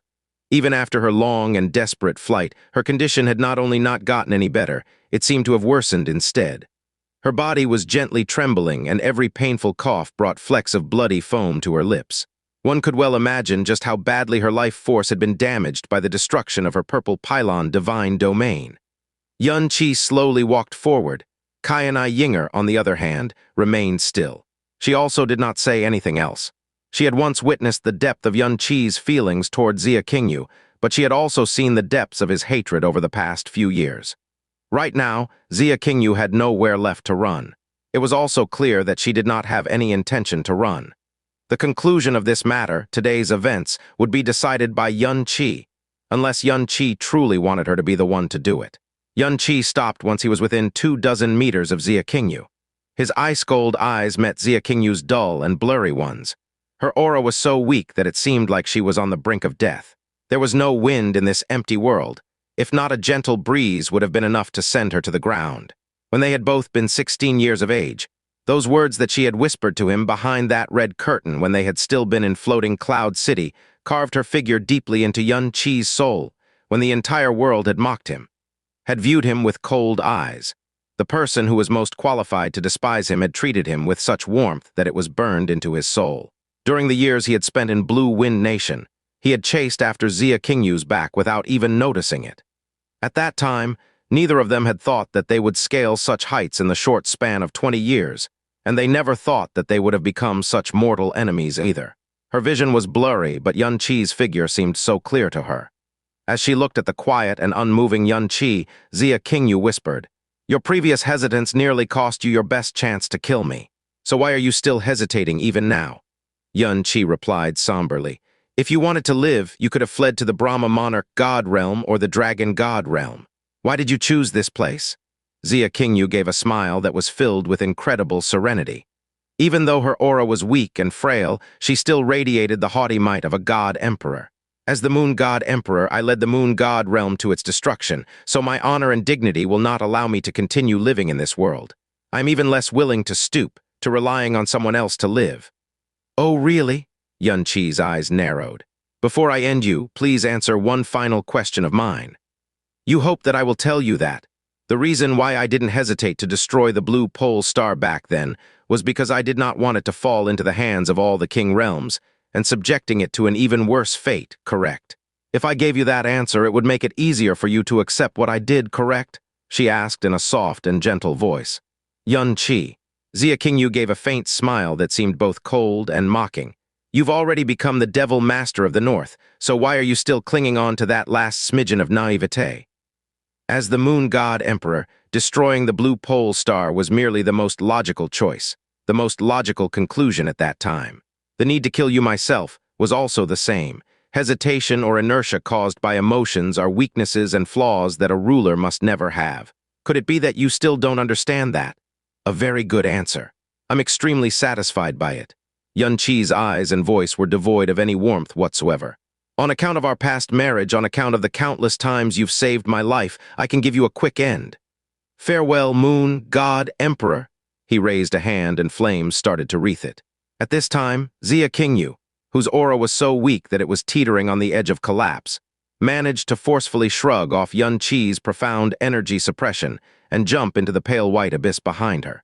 Qianye's eyebrows twitched as he lunged forward. He tried to chase after the falling Qianye in a bid to incinerate her midair. A startled cry rang out behind him as a beam of golden light erupted behind him. It wrapped around his waist and forcefully yanked him backwards right before the flames shot out of his hands. Don't go near it! Qianye Ying'er's voice trembled for an instant as she shouted those words. Even though she knew that Qianye only wanted to chase after Qianye and end her life with his own hands. Even though she knew that he wouldn't really jump in. The terror that abruptly seized her heart in that instant caused her heart and soul to violently shudder. A lonely red figure fell into the bottomless pale white abyss which could even return a true god to nothingness. But as her body fell through the layers of white mist, her voice rang up from that empty world. Qianye, remember this. Not being able to kill you or Qianye is the biggest regret of my life. As for me, in the end, I didn't die at your hands. The very last words she said were still as cruel and merciless as ever. She started to slowly close her eyes. Her life was ebbing away, her senses were fading, and even the world itself started to gradually disappear. My duty, the reason I was created, finally, it's just that, I still had. Some regrets in the end, and that tiny smidgen of yearning that never should have existed. That red figure vanished into the abyss of nothingness. Qianye's aura disappeared. It had truly vanished from the heavens and the earth, vanished from the primal chaos realm. Qianye stood at the edge of the abyss of nothingness. He coldly gazed at the boundless white void. He was the one who had severely wounded Qianye and forced her to leap into the abyss of nothingness. But he had not truly been the one to end her life, and he still felt a little regretful over that. As expected, Qianye Ying'er said, the moment she stopped in this place, I knew that she had chosen to end her own life using this method. This was the best way to preserve her dignity as the moon god emperor. I am curious about one thing. Qianye Ying'er's eyebrows sank slightly. The moon god emperor's imperial robes are purple, but she chose to wear those red robes instead. Furthermore, there weren't any divine markings on them. Do you know the reason for that? I don't know, Qianye curtly replied before he turned around. Let's go. Thump. His heart suddenly thumped violently in his chest the moment he chose to step away from the abyss of nothingness. It was so intense that he felt as if thousands of heavy mallets had crashed against it violently, so intense that it caused him to abruptly freeze in place. What's wrong? Qianye Ying'er instantly sensed the abnormality. It's nothing, Qianye replied, but he had pressed his hand to his heart without even realizing it. What's going on? Why did I suddenly feel such a strange feeling of emptiness and loss? It felt as if a part of my life had been gouged out of my body. He fiercely gripped his chest, and it took a long time before this strange and sudden feeling finally started to dissipate. Qianye Ying'er did not immediately follow after Qianye. She suddenly turned around to look deeply into the abyss of nothingness. As the scenes of the day replayed in her mind, her golden brows started to knit together. For some odd reason, a very strange feeling started to form in her heart. It seemed as if Qianye Ying'er was looking for death, even before the moon god realm had been blown up by the devil crystals of eternal darkness. Those violet eyes of hers seemed to contain this determination to die. However, she soon tossed aside this illogical and baseless idea. She turned around to look at the floating, vanishing moon celestial palace. Now that Qianye Ying'er's aura had completely disappeared, the vanishing moon celestial palace had become a masterless item. She lightly tapped the air with a finger. With a flash of profound light, the vanishing moon celestial palace had been put inside her portable space. Even though it had originally belonged to Qianye Ying'er, it was simply too much of a waste to abandon the fastest profound arc in the eastern divine region in a place like this. Qianye, whose back was facing her, slowly extended his hand and reached into the sky poison pearl. When he opened his hand again, he was holding the mirror of samsara, an item he hadn't taken out in a long time. The plain and non-reflective surface of the mirror was adorned with many cracks. Cracks? What was going on? The mirror of samsara had remained motionless inside the sky poison pearls for years now, so why had cracks suddenly appeared on its surface? This was a heavenly profound treasure. It was an artifact that even a true god would not be able to scratch, so why had multiple cracks suddenly appeared on its surface? However, as his eyes started to focus on the mirror, those cracks slowly mended themselves in front of him. After a few breaths had passed, the cracks had vanished without trace, and the mirror had been completely restored. It was as if the cracks had never existed, as if it had just been a trick of the eye. Qianye gave a deep frown. He lapsed into a long period of silence, but he simply couldn't figure out what was going on. He had no choice but to keep the mirror of samsara and set this matter aside for now. When he finally looked up again, black light was shining in his eyes. The main culprit, Zhou Zuzi, and the one who had destroyed all that he loved, Qianye Ying'er, they were the two people he hated the most in his life. He had now slaughtered the realm of the former and forced the latter into the abyss of nothingness, causing her to disappear from the face of this earth. The rest would be far simpler. Qi had just chased Qianye Ying'er into the god realm of absolute beginning, a completely expected disaster, finally struck the snow song realm. As the star realm where Devil Master Qianye originated from, its safety amidst the ongoing dark calamity that had struck countless star realms was already a sort of sin. When everyone realized that the snow song realm would not be attacked by the devils, countless profound practitioners from the surrounding star realms scrambled over each other to escape to it. Nearly all of the human cities in the border regions of the snow song realm had been filled to the brim, and many incidents and conflicts, both big and small, had already occurred.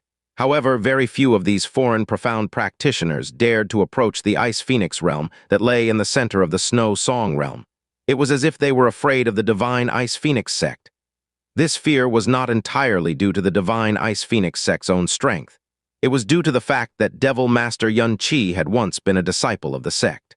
When his sinister visage had been broadcast from the eternal heaven god realm to the rest of the eastern divine region, it had left an incomparably frightening dark shadow in the hearts of all the profound practitioners of the region. This dark shadow also caused all of them to unconsciously fear the divine Ice Phoenix sect as well. However, deterrence was not the only thing this fear would bring about. Crack! Purple lightning suddenly filled the snowy sky. After a deafening explosion rocked the sky, 100 bolts of lightning suddenly descended from the heavens, crashing into the barrier surrounding the Ice Phoenix realm. Multiple cracks immediately appeared on the surface of the Ice Phoenix barrier when the exploding bolts of lightning struck it. Loud crackling sounds reverberated through the air as the barrier shook, violently breaking the serene silence that had reigned over this region of snow and ice. In the distant skies above, Witch Qianye looked down as she shot a glance in the direction of the barrier. The inevitable had finally happened. Countless icy figures took to the air as the Ice Phoenix barrier shook. Mu Bingyun and Mu Huanji were the first two to fly out of the Ice Phoenix realm, and they raised their heads to stare at the uninvited guest hurtling down from above them. This person had been able to damage the Ice Phoenix barrier so severely with just a few bolts of lightning, so they were clearly a divine master. As the flying icy mist slowly dissipated, the figures of 8 men slowly descended to the icy ground. All of them were dressed in deep purple robes embroidered with symbols of lightning which were stained with blood. Their arms and faces were filled with wounds, and their expressions were dark and sinister. Howling divine lightning, Mu Huanji muttered under his breath. He had immediately recognized the lightning that had struck the Ice Phoenix barrier. It was the profound lightning unique to the Thunderclap realm. Once he realized who was leading those 8 men, his old pupils violently contracted and his remaining doubts completely vanished. The Thunderclap Realm King? Li Daeon. So it was the Thunderclap Realm King who decided to visit. Mu Bingyun greeted him with icy cold eyes. My Snow Song Realm and your Thunderclap Realm never had much of a relationship, but if the Thunderclap Realm King has come here to escape the current crisis, you can do as you want. There's no need to make such a grand gesture. Heh! Li Daeon chuckled coldly, his grin ugly and twisted. Darkness, profound energy lingered on the many wounds covering his body. It was clear that he had been fighting a devil person who was stronger than him not too long ago, and the results were clear for all to see. Snow Song Realm King! Li Daeon did not bother to hide his true intent as he spoke in a deep and sinister voice. Right now, nearly all the realms in the Eastern Divine region are being besieged by devils, but only your Snow Song Realm remains safe and sound. It looks like Xianxia, that devil master of darkness, really is rather sentimental. There were only 8 of them, but they were being confronted by 1 level 2 divine master and 7 divine sovereigns. Even if the divine Ice Phoenix sect mobilized all of their forces, they would still have no hope of winning. Mu Huanji stepped forward and spoke as warmly as he could. Thunderclap Realm King, Xianxia was indeed a disciple of the divine Ice Phoenix sect back then, but he was kicked out of the sect a very long time ago, and he has not had anything to do with us for a very long time. Also, Mu Huanji's voice started to grow stern. Our Snow Song Realm is being protected by the Moon God Realm. This is something that the entire Eastern Divine region is aware of. If the Thunderclap Realm King has come as a guest, our sect is more than happy to welcome you. But if you have come for other reasons, I think the Thunderclap Realm King should reconsider. Everyone in the Divine Ice Phoenix sect knew that no one was to mention the 3 words Moon God Realm in front of Mu Bingyun, but now that the Thunderclap Realm King had come with clearly malicious intentions, he had no choice but to use the Moon God Realm as a shield. The Moon God Realm? Li Daeon had not reacted with any fear when he heard Mu Huanji's words. He actually sneered at him instead. Heh, do you think there's still a Moon God Realm? It's already been blown to smithereens by the devils. What, you didn't know? What?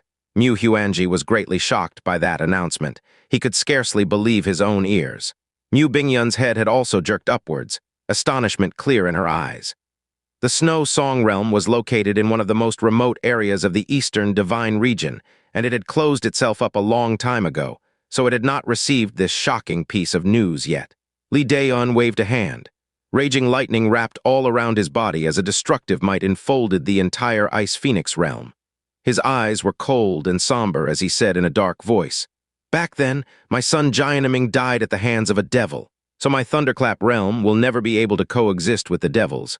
But now, my Thunderclap sect has been besieged by the devils and we've suffered terrible losses. It's time for us to extract some payback.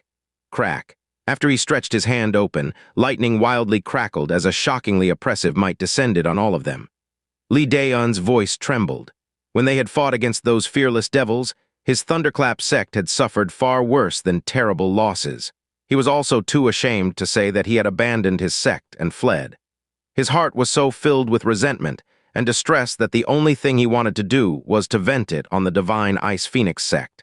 If I massacre your Ice Phoenix sect, that devil master of the north, his lips curved up into a sinister grin, will definitely be in for a huge surprise. Wait a minute. There's definitely some misunderstanding here, Mu Huanji said in an anxious voice. The very first rule of our Divine Ice Phoenix sect is that we must exterminate every devil we met. There's no need to waste any more time talking to them. Mu Bingyun coldly interrupted Mu Huanji before he could even finish speaking. Cold light flashed in her eyes as the Snow Princess sword began to shine with a glaring icy light. Li Daeon, the Thunderclap realm has been struck by a devilish calamity, but here you are. It looks like you've actually chosen to be a cowardly and defeated dog. Bingyun? Mu Huanji was so shocked that he had yelled out her name directly. Now, after you have fled to my Snow Song realm, you actually dare to spout your righteous drivel while threatening us. Are you really fit to be a higher realm king? You're simply disgraceful. She had immediately figured out that this Thunderclap realm king had only come here to vent his hatred after being defeated by the devils. Trying to come to any compromise with him would only end with egg on their face. Heh. Li Daeon's expression turned ugly. What a fine Snow Song realm king. as she stared at the lightning energy that was about to erupt from Li Daon's body, which Qianye was about to tap a finger in the air, when her expression suddenly changed, and she swiftly withdrew the darkness profound energy she was about to release. She immediately sank her body even deeper into the cloud bank. Ha ha ha ha, well said. Is this piece of trash really worthy of being a higher realm king? A tepid laugh suddenly rang out in the air. What followed that laugh was a formless restrained might which instantly stilled all the winds inside this vast, snowy region. Even the thundercloud which Li Daon had just formed into the air instantly vanished without a trace. Li Daon's expression dramatically changed once he felt this oppressive might. He swiveled around to see a figure standing quietly in the boundless field of snow. No one knew when that man had appeared, and it was very possible that he had been present from the very start. A faint smile appeared on a face as fair as snow. He was dressed in dull golden robes, and the moment he appeared, the endless snowy light had grown dim.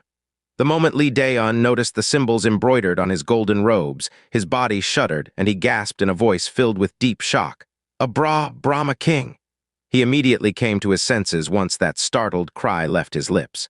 He hurriedly bowed then and said, "Thunderclap Relam, King Li Daon greets Lord Brahma King." The moment they heard the two words, Brahma King, color drained from the faces of the 7 divine sovereigns standing behind Li Daon. They also hurriedly bowed toward him. This person was one of the Brahma Kings of the Brahma monarch god realm. His Braham monarch might and the unique golden symbols embroidered on his robes clearly announced his identity.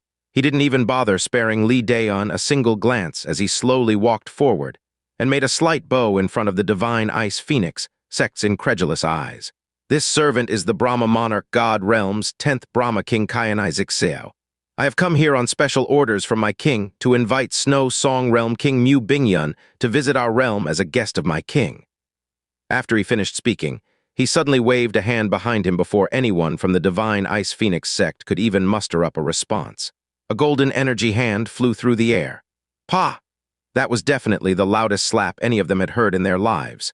When that golden hand smacked into the Li Daon's face, the earth itself shook violently as all the snow in the region was thrown into the air, immediately forming a blizzard which blocked out the sun. The slap had sent Li Daon flying. He flew over several dozen kilometers with all of his teeth broken. Every bone on the right side of his face had been fractured, and by the time he managed to stagger to his feet, the left side of his face had been reduced to a bloody mess. He barely even looked human anymore. "HMPH, you were beaten by the devil people, yet you came here to bully an innocent middle star realm?" Qianye Ying'er said with a dry chuckle. He did not even turn his head to look at Li Daon as he addressed him. "How disgraceful!" Li Daon's vision had become blurred with blood. His entire body trembled and fresh blood gushed from his numb mouth just as he was about to speak. Several teeth could be seen mixed in with the blood. "Realm King Bingyun is the honored guest of my king, but you actually dared to be so rude to her. I only gave you a small punishment as a warning this time, but if there is ever a next time..." He glanced to the side. "HMPH, just get lost?" Li Daon pressed a hand to his face and turned around. He scrambled to flee, not even daring to utter another word. The 7 divine sovereigns that had come with him hurriedly ran after him, and the sight of them fleeing was incredibly pathetic. After he turned back to look at Mu Bingyun, a slight smile had reappeared on Qianye Ying'er's face. "Realm King Bingyun, I believe that this servant's intentions have already been made abundantly clear. I hope that Realm King Bingyun will give me some face and follow me back to the Brahma monarch god realm." In the distant skies above, Qianye withdrew her aura and immediately sent a sound transmission to Qianye.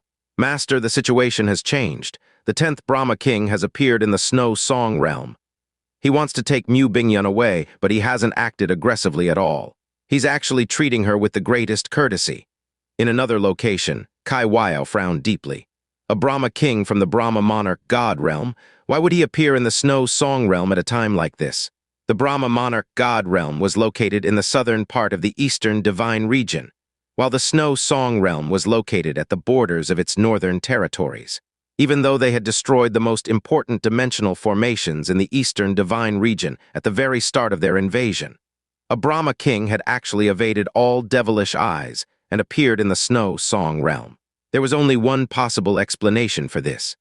The Brahma monarch god realm had already quietly dispatched a Brahma King to the Snow Song realm when the devils were attacking the northern territories. before they had launched their all-out assault. At that time, not even the eternal heaven god realm attached importance to them, nor did they ever imagine that they would be destroyed. Yet the Brahma monarch god realm had already moved. Qianye Ying'er, the #1 god emperor of the eastern divine region, really did have incredible senses. He surely wouldn't have been able to foresee this current situation. This had been the result of extreme caution and preparedness. "Don't interfere," Qianye said with sunken brows. "Qianye understands." Which Qianye's face was somber as she observed what was happening below her. If they were to fight, she was not the least bit scared of this 10th Brahma king. However, the Divine Ice Phoenix sect definitely would not be able to survive the shockwaves of energy that would result from their clash. "Once he escorts Mu Bingyun further away, I will find a chance to rescue her within this star region," she replied in a soft voice. "No," Qianye said. "You are to remain in the Snow Song realm to prevent any other accidents from happening. I will resolve this matter personally." When she withdrew her sound transmission jade, Qianye's bewitching eyes had already turned cold. She suddenly felt very glad that she had stayed behind in the northern territories. Mu Bingyun was Mu Xuanian's only remaining family in this world.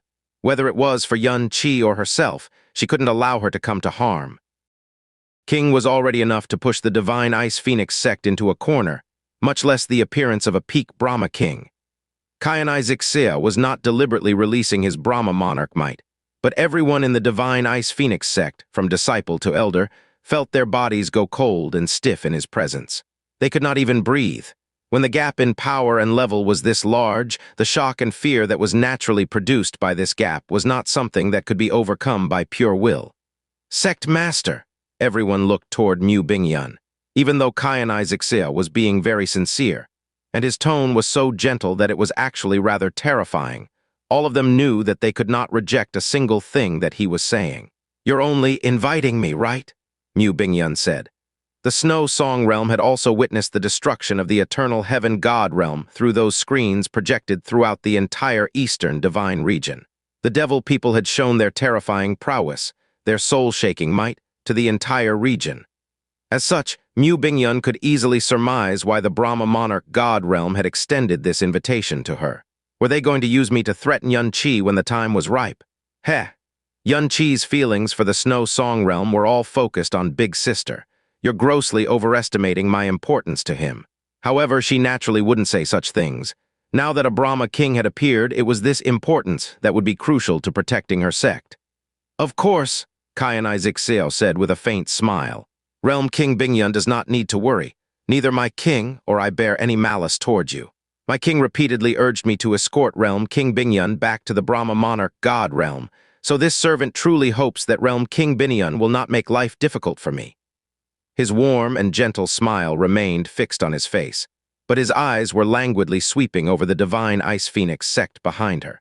The word "truly" had contained a threat and a warning he had not bothered to conceal. "All right." Mu Bingyun gently nodded her head without any hesitation.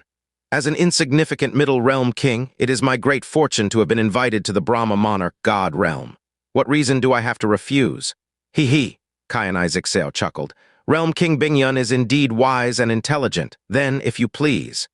He moved to the side, and a silver profound arc that was over 200 meters long appeared in the middle of the snowy region. The surface of the profound arc was inscribed with many isolating profound formations that could greatly hide one's aura. "Sect Master!" Every Ice Phoenix Elder and Palace Master looked at Mu Bingyun. Their eyes were trembling and their hearts were filled with sorrow. They knew all too well that if Mu Bingyun left with Qianye Ying'er, it was practically guaranteed to be a one-way trip. However, there was nothing they could do to stop it. Mu Bingyun did not immediately move to enter the profound arc. She gently pushed out a hand, causing the Snow Princess sword to fly through the air. Cold light glinted off its body as it fell into Mu Huanji's hand. "Huanji," she said in a soft voice, "if I don't return even after a long time has passed, you will take over as sect master. Make sure that you properly nurture Fakesu and Hanyan. They definitely have brilliant futures ahead of them." Mu Huanji closed his old eyes as he clasped the Snow Princess sword in both hands. He managed to choke out a reply. "Yes, this Huanji will obey the will of the sect master." She passed Mu Huanji 2 more items. The first was the symbol of the sect master's authority, the ice phoenix engraved jade, which could open the barrier surrounding the heavenly Netherfrost lake. The second was an ice-blue spatial ring. Mu Bingyun then turned around and stepped into that silver profound arc with incredible calm. The moment the isolating profound formations on the profound arc lit up, Mu Bingyun's figure and aura vanished without a trace. Qianye Ying'er turned around with a faint smile. His gaze coolly swept past the people around him, and it was as if he was merely staring at a bunch of ants before his body vanished into mist. The profound arc rose into the sky, instantly disappearing along with Mu Bingyun into the distant horizon. The barrier around the divine Ice Phoenix sect slowly repaired itself, but the entire sect had fallen into a deathly silence. A silence that lasted a very long time. Mu Huanji arrived at the Ice Phoenix Sacred Hall with a heavy heart. He wanted to pray to the previous sect master, to ask her to protect Mu Bingyun and make sure that she returned safe and sound. But just when he was about to offer up the Snow Princess sword, his old eyes grew as wide as saucers. Shock overcame him and rooted him to the ground. The Snow Princess sword had actually vanished without a trace. The silver profound arc swiftly flew out of the Snow Song realm and entered the vast sea of stars. Mu Bingyun stood at the fore of the profound arc. Her jade face was calm and composed, and there wasn't a single trace of panic on her face. She wasn't surprised that this moment had finally come. After Mu Xuanian had left them, her already icy heart and soul had become even more sealed off. Qianye Ying'er walked over to her. His expression was calm and relaxed, and the faint smile on his face showed his pleasure at having complete control over the situation. That Thunderclap Realm King looked like a frightened mouse the moment he caught sight of me, yet you, a Middle Realm King, remains so calm and composed. Your fortitude leaves me no choice but to raise my estimation of you. Or perhaps it would be better to say that you truly are the sister of Realm King Xuanian. When she heard Qianye Ying'er mention Mu Xuanian, Mu Bingyun's eyes turned frosty. But that iciness immediately faded away before she coolly replied. To think that a distinguished Brahma king would actually come personally to invite an insignificant Middle Realm king such as myself. You took such great pains to come here, but weren't you afraid that you'd be exposed along the way, making all of your efforts go to waste? Qianye Ying'er chuckled before replying. The devil people of the northern region are rampaging through the eastern divine region like lunatics, but none of them have even approached the Snow Song realm. Moreover, it seems as if Realm King Bingyun was the one who found Xianxia in the lower realms and brought him to the eastern divine region. Just these 2 points alone merited my trip here. Mu Bingyun. If the timing is right, any friend can suddenly turn into an enemy, and the reverse is also true. This has been the guiding principle of our Brahma monarch god realm. Also, Qianye Ying'er's gaze turned dark. I would strongly advise Realm King Bingyun to value her own life. If anything happens to you, who will protect the Snow Song realm? He was warning Mu Bingyun that suicide was not an option. However, Mu Bingyun truly thought that Xianxia, who had returned as some rampaging devil god, was no longer the same as before. His heart was clearly filled with hatred, and he was now willing to slaughter a world with a flick of his fingers. It was clear that all of the emotions and attachments in his heart had been burned up by the fires of his pain and hatred. Using her to threaten Xianxia was merely wishful thinking on the part of the Brahma monarch god realm. However, neither Qianye Ying'er or Mu Bingyun detected a dark shadow trailing behind the profound arc. Her body had nearly perfectly melded with this dim star region, and even someone as strong as the 10th Brahma King was not able to detect her presence. Kai Waiao stared at the silver profound arc from a distance as her crescent brows deeply knit together. She did not have any skills that would conceal her presence, and it was much harder to cloak herself in darkness, something she was most skilled at in the eastern divine region. This distance was already the closest she could get without risking being noticed by Qianye Ying'er. The closer she got, the more likely it was for him to detect her presence. It would be all too simple for her to defeat Qianye Ying'er, but this 10th Brahma King was clearly an incredibly cautious person. Even though Mu Bingyun was only a level 8 divine sovereign, someone who posed no threat to him whatsoever, he still stood within 10 steps of her. Furthermore, he never stopped using his energy to suppress her. It was clear that he would not allow any incidents to happen. If she tried to force an attack, it was very likely that Mu Bingyun would get caught up in it. As her brows tightly knit together, her expression suddenly changed. Wait a minute. This aura, could it B. Her profound energy and eyes were suddenly thrown into an extremely rare moment of confusion and chaos, and she also started to slow down. But she still remained firm in her decision. Dark light gathered in her gently raised hand, and a seductive but gloomily cold, devilish light began to gleam in her eyes. It was at this moment, the moment when Qianye Ying'er had chosen to have a leisurely conversation with Mu Bingyun, that a cold, icy blue light suddenly erupted from the space in front of him. This attack had come with no warning whatsoever, not a single ripple of energy or aura. In fact, it had been launched a mere 10 meters from Qianye Ying'er, a distance that was completely negligible to a Brahma king. This beam of cold light had appeared out of thin air. It was as if it had shot out from a crack in space. It was a flawless icy white sword which gleamed with a lustrous blue light that streaked through the air faster than any shooting star in the universe. Mu Bingyun was only a level 8 divine sovereign, but Qianye Ying'er had not looked down on her. However, even though he had taken all the necessary precautions, there was no way that he would be wary of her in terms of raw power. He had not been guarding against any attack, and this had been launched from such a short distance too. Qianye Ying'er's pupils instantly shrank. There hadn't been any time for his body or profound energy to react, and he had barely even managed to circulate a smidgen of his protective profound energy before that icy light transfixed his chest. Icy energy that was so indescribably dreadful that it even made a Brahma king like him shiver flooded his body the moment that icy light pierced through his chest. It immediately sealed his bones, organs, meridians, blood, and even his swelling profound energy with tyrannical force. Dancing ice blue hair appeared in his shrunken pupils, along with a pair of icy blue eyes which seemed to contain all of the coldness in the universe. His shrunken pupils instantly widened into saucers when he saw those eyes, because he was witnessing the most incredulous scene in the universe. He was one of the Brahma monarch god realm's Brahma kings, a mighty level 9 divine master. Even if he was caught completely off guard, how could anyone escape his spiritual perception? However, when that beam of icy light had shot out at him from a distance of less than 10 meters, he had not sensed anyone at all. He hadn't even sensed any auras or hints of the other person's presence. Furthermore, this person, how could she still be? Just when that sword transfixed Qianye Ying'er, a long black cloth was filled with a dense darkness energy shot at him from behind as well. The darkness gently brushed over his half-frozen body. Buzz! There was no explosion of dark power, but it was as if the black light radiating from the cloth was filled with countless independent ghosts.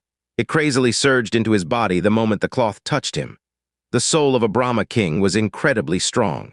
But a sword had been thrust through his heart, and half his body had been frozen in ice, causing shock and panic like he had never felt before to well up in his heart.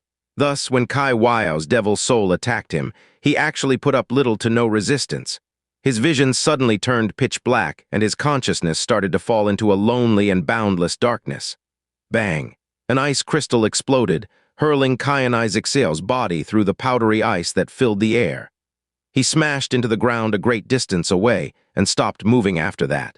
The profound arc stopped flying under the sudden force of the explosion. Qianie slowly descended as she stared at the blue-haired woman from a distance. She was wearing blue robes and she held a snowy sword in her hand. Emotions that were far too intense and complex started to swirl in Qianie's heart. Mu Bingyun did not seem to notice Qianie's arrival. She dumbly stared at the person in front of her. Her vision had turned blurry, her soul was violently shaking, her mind was in chaos. It was as if she had suddenly been thrust into some ephemeral dreamscape. The sword the blue-haired woman was holding in her hand was the Snow Princess sword. It could only display half of its divine light when Mu Bingyun held it, but it was currently blazing with a heavenly light that was filled with boundless cold might. When she had appeared out of thin air, she had done so by using a skill that belonged solely to divine Ice Phoenix sect, Moon-Splitting Cascade, a skill that only 2 people had successfully cultivated. Furthermore, the figure of her back and her aura were things that only appeared during her tearful reminiscence. "Big sister," she whispered those words through trembling lips, her vision completely blurred by tears. "Is that you?" 4 years ago, she had personally witnessed Mu Xuanian's icy and lifeless body sink into the heavenly Netherfrost Lake. Over the last few years, she would return to the heavenly Netherfrost Lake regularly to visit her and talk to her. She was clearly awake right now. It was clearly reality. But why did it suddenly seem so fantastical? As she softly called her name, Mu Bingyun slowly raised a hand as she started to walk toward her. But when she took just a single step forward, the world suddenly spun around her as she collapsed to the floor in a daze. She felt her body fall into a cloud of icy cotton. What followed was the warmth and security that had long been carved into her soul, the warmth and security she had missed for the longest time. She closed her eyes and allowed her snowy face to deeply bury itself inside that abundant pillow of cotton, causing an icy jade fragrance to fill her senses, her entire world. Even if it was a dream, she was willing to sink into it forever and never wake up. A jade-like slender hand that seemed to be formed from snow itself lightly caressed Mu Bingyun's icy face. A soft and gentle voice that perhaps no one else in this universe would get to hear came from her lips. "Bingyun, you've grown tired. Rest for a while." The instability within the sect, the heavy pressure on the Snow Song realm, the reputation as a realm of sinners, the drastically reduced status of their star realm, the predatory gazes of the other realms. All of these things had been weighing on Mu Bingyun and Mu Bingyun alone over the past few years. Today, she had even used her own life to ensure the divine Ice Phoenix sect's safety. Mu Qianye had heard every single word she said, seen every single tear she shed. As she said those soft words to her, her delicate fingers caressed Mu Bingyun's face and snowy neck. A wisp of light blue ice energy melted into her snowy skin as it soundlessly entered her heart and soul. Mu Bingyun did not resist at all. Her eyelids no longer trembled and her breathing slowly stabilized. As a quiet and serene peace overtook her, a feeling that she hadn't had in a very long time, she drifted off into sleep like an obedient and satisfied kitten. Her tears sparkled like stars, and her lips had curled up into an extremely beautiful smile when Mu Bingyun was still a child. She had loved to nestle her head in her big sister's full and tender bosom as she slept. It was the best time for her, the time when she felt the most secure. No matter how great the setback or failure was, she would forget all about it as she slept peacefully in her big sister's bosom. After that, her big sister became the Snow Song Realm King, and she was no longer able to indulge herself like a child. Mu Qianye gently waved a snowy hand in the air, forming an ice bed out of thin air. She gently laid the sleeping Mu Bingyun on top of the ice bed before she started to slowly turn in Qianie's direction. Her eyes were extremely cold, and her face was so fair and pretty that it made all of the snowy regions in the world lose their splendor. Her long hair fell to her waist, and the purest essence of ice seemed to be contained within each icy blue strand. Qianie had already been sure of it, but now that she had fully revealed her face to her, it immediately caused billowing ripples to appear in Qianie's trembling eyes. "Mu Qianye." The Snow Princess sword gleamed with an icy light that was as resplendent as a brilliant dawn. It seemed to be glowing in an incredibly excited and animated fashion, as if it was prancing with joy. 4 years ago, the Dragon Monarch had dealt her a fatal blow outside the destroyed Blue Pole Star with a single strike of his palm. After that, Xianxia had personally lowered her body into the heavenly Netherfrost Lake. Yet here she was, standing in front of Mu Bingyun and Qianie without a single scratch on her. It wasn't an illusion or a disguise. No matter how unbelievable it seemed to her, Qianie had been utterly convinced from the very first moment she saw her. This was the real Mu Qianye, the Mu Qianye who had once been dead and now was alive. She knew it was her because she was the person who understood Mu Qianye the best in this world.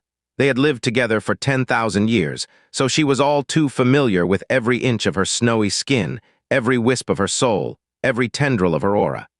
It was impossible for her to mistake her for someone else. "Mu Qianye," Qianie said with a small smile on her face as she stared into Mu Qianye's ice-cold eyes. She had only said those 3 short syllables, but they were filled with emotions and feelings that were far too complex to even describe. As expected, the Ice Phoenix, who shared the same bloodline and origin as the Phoenix, also possessed the same power of nirvana.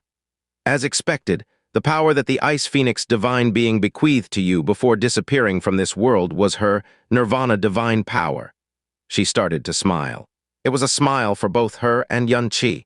She was unable to even imagine just how excited and joyful Xianxia would be if Mu Qianye reappeared in his life. Mu Qianye had indeed died 4 years ago. She had used her life to save Xianxia, and her icy beauty had disappeared from this world forever. To the knowledge of the world, the Ice Phoenix and the Phoenix were 2 contradictory existences. They were beings who should have been mortal enemies. In reality, they actually came from the same bloodline in the far distant primordial era. It was only later that they fractured into two entirely distinct clans. There were many legends in the current god realm about how many ancient phoenixes would revive if they were bathed in fire, and they would even grow stronger after their resurrection. Unfortunately, the records of how the ancient ice phoenixes could achieve the same nirvanic rebirth after their first death, if they were immersed in ice, had been lost to the world. Before the ice phoenix divine being, who had lived in the depths of the heavenly Netherfrost Lake, faded away, she had felt very guilty for interfering with Qianye's will for a very long time. As a result, she bestowed a very special thread of ice energy to her as compensation. This special thread of ice energy contained the Ice Phoenix divine being's nirvanic divine energy. The trace of nirvanic power that Xianxia had inherited all those years ago had come from a fragment of the Phoenix's spirit. It was extremely weak and had only just managed to preserve his life energy when he had died in the star god realm. However, his powers and divine body had remained dead. However, the being that had lived in the depths of the heavenly Netherfrost Lake had been the true ancient Ice Phoenix. Even though the nirvanic divine energy she had given to Qianye also wasn't complete, it was many times stronger than the nirvanic divine energy that Qianye had obtained. Qianye had all along been undergoing a nirvanic rebirth due to the ice energy within the heavenly Netherfrost Lake. A complete body, a complete soul, and an Ice Phoenix divine power that had undergone a quiet but fundamental change due to the nirvanic divine energy coursing through her body. When her life had been ebbing away, Qianye discovered Qiaye's existence right before her soul scattered away. Thus, she knew exactly who this black-clad, devilish seductress whose bewitching allure could bring calamity to the world was. She did not say a single word. Instead, she slowly raised the Snow Princess sword in her hand. An icy light erupted from it as it pierced toward Qianye. Qianye remained completely still. She did not even circulate any profound energy to protect herself. PFFFFT. The piercingly clear sound of silk being ripped apart rang through the air as the Snow Princess sword mercilessly plunged into Qiaye's left shoulder. The tip of the sword pierced through the back of her shoulder as it glinted with an icy light. Blood started to gush out of the wound before it was immediately sealed with cold energy. The icy sword light gleaming from the Snow Princess sword was reflected in both women's eyes as they silently stared at one another from an incredibly close distance. They had shared an existence for 10,000 years, but this was the first time they had truly met each other. Qianye. The Snow Princess sword slid out of Qiaye's body and no blood stained it. Qiaye's body violently swayed, but she did not even bother glancing at the wound. In fact, she did not even seem the slightest bit angry. The sword light vanished and Qianye turned around and said with a cold voice, "On account of you specially coming to save Bingyun, and on account of your sincere feelings for Qianye, the grievances between us have been settled by that thrust of my sword." Qianye gave a very sweet smile as she spoke in a soft voice. "Qianye, even though you've experienced death, you still haven't changed one bit. One thing has always been troubling me over the years, and that is whether I had influenced you more or vice versa." Qianye. Qianye straightened her back, not bothering with the wound on her shoulder. She walked to stand beside Qianye and smiled as she gazed at her profile. After all, their souls had been connected for 10,000 years, so even though that connection had now been severed, they had already formed a special kind of spiritual connection and bond. It was the same for Qianye as well. "Can you tell me how long it's been since you've woken up?" Qianye asked. 3 years, Qianye replied. "I see," Qianye muttered to herself. "Help me take Bingyun back to the Snow Song realm," Qianye said.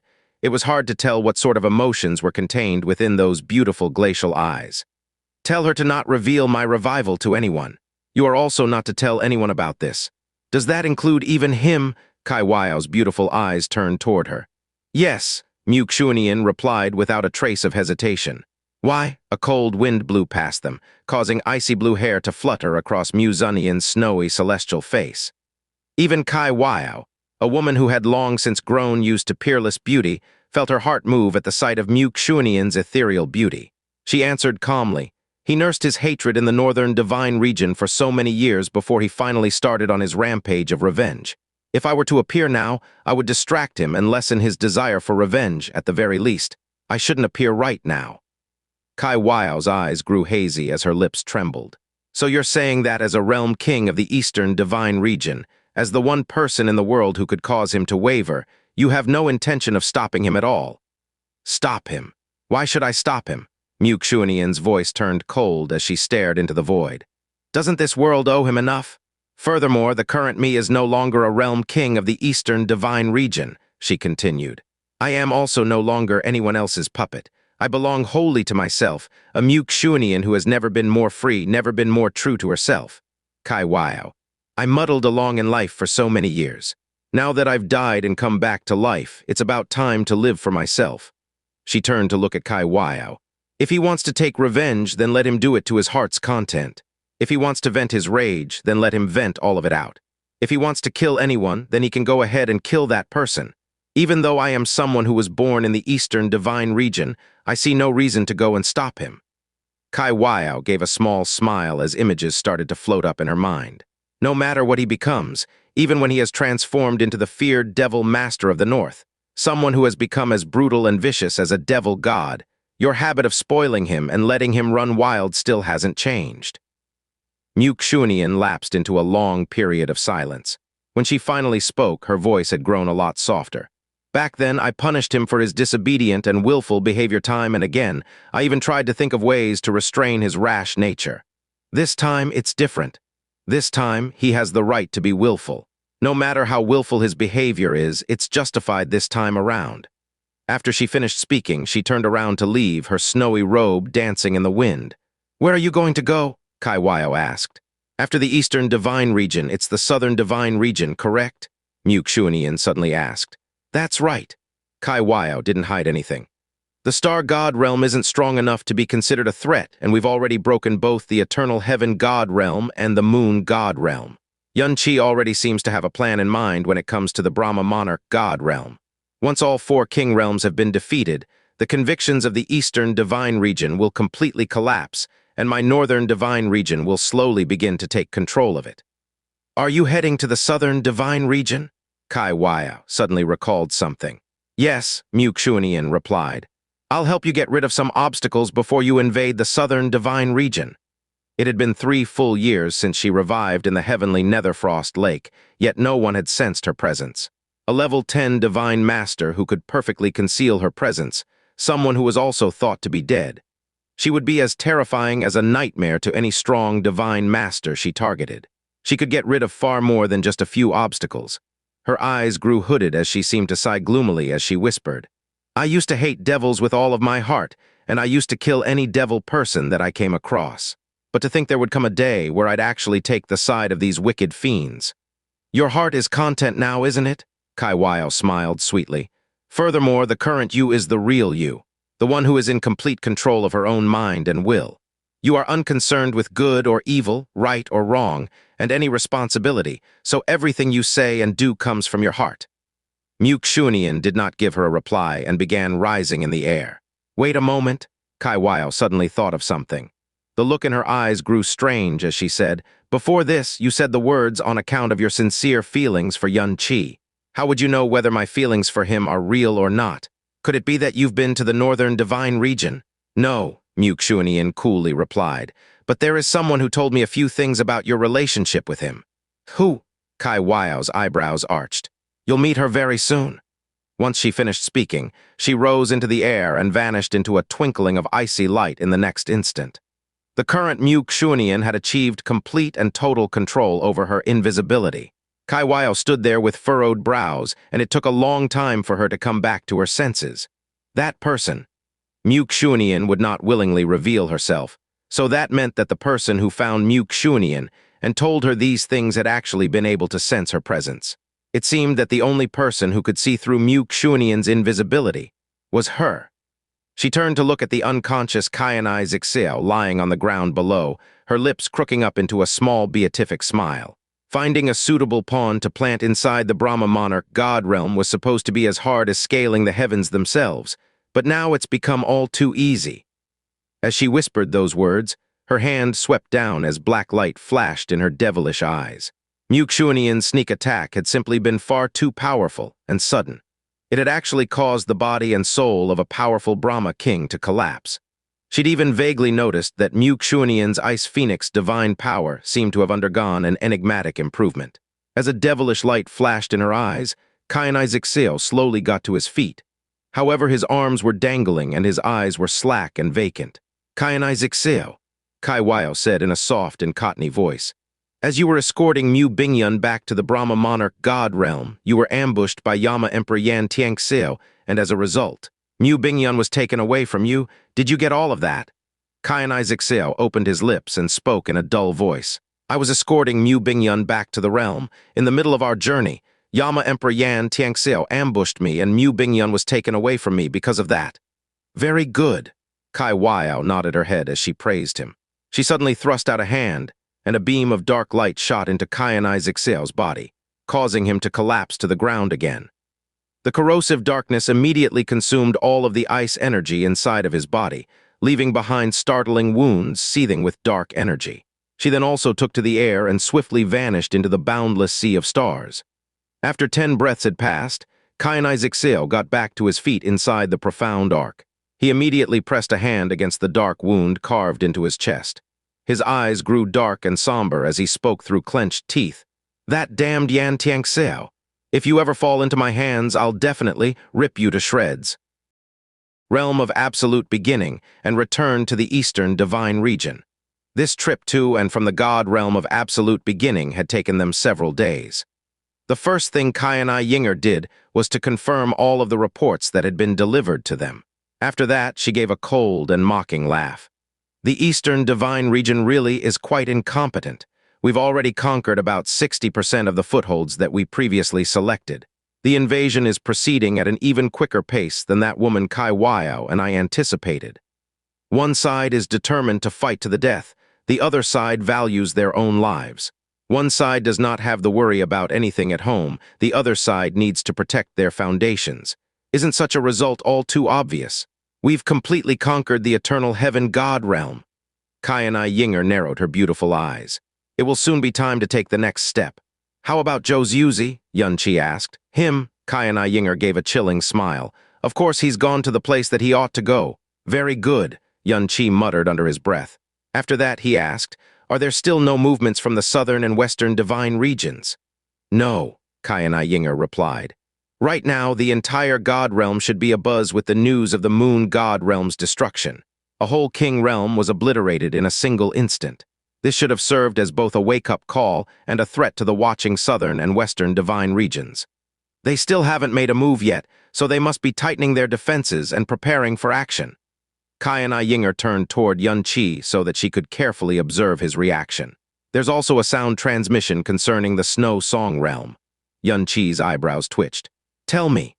"The 10th Brahma King, Qianye Ying'er, evaded our eyes and ears and infiltrated the northern territories far earlier than we expected.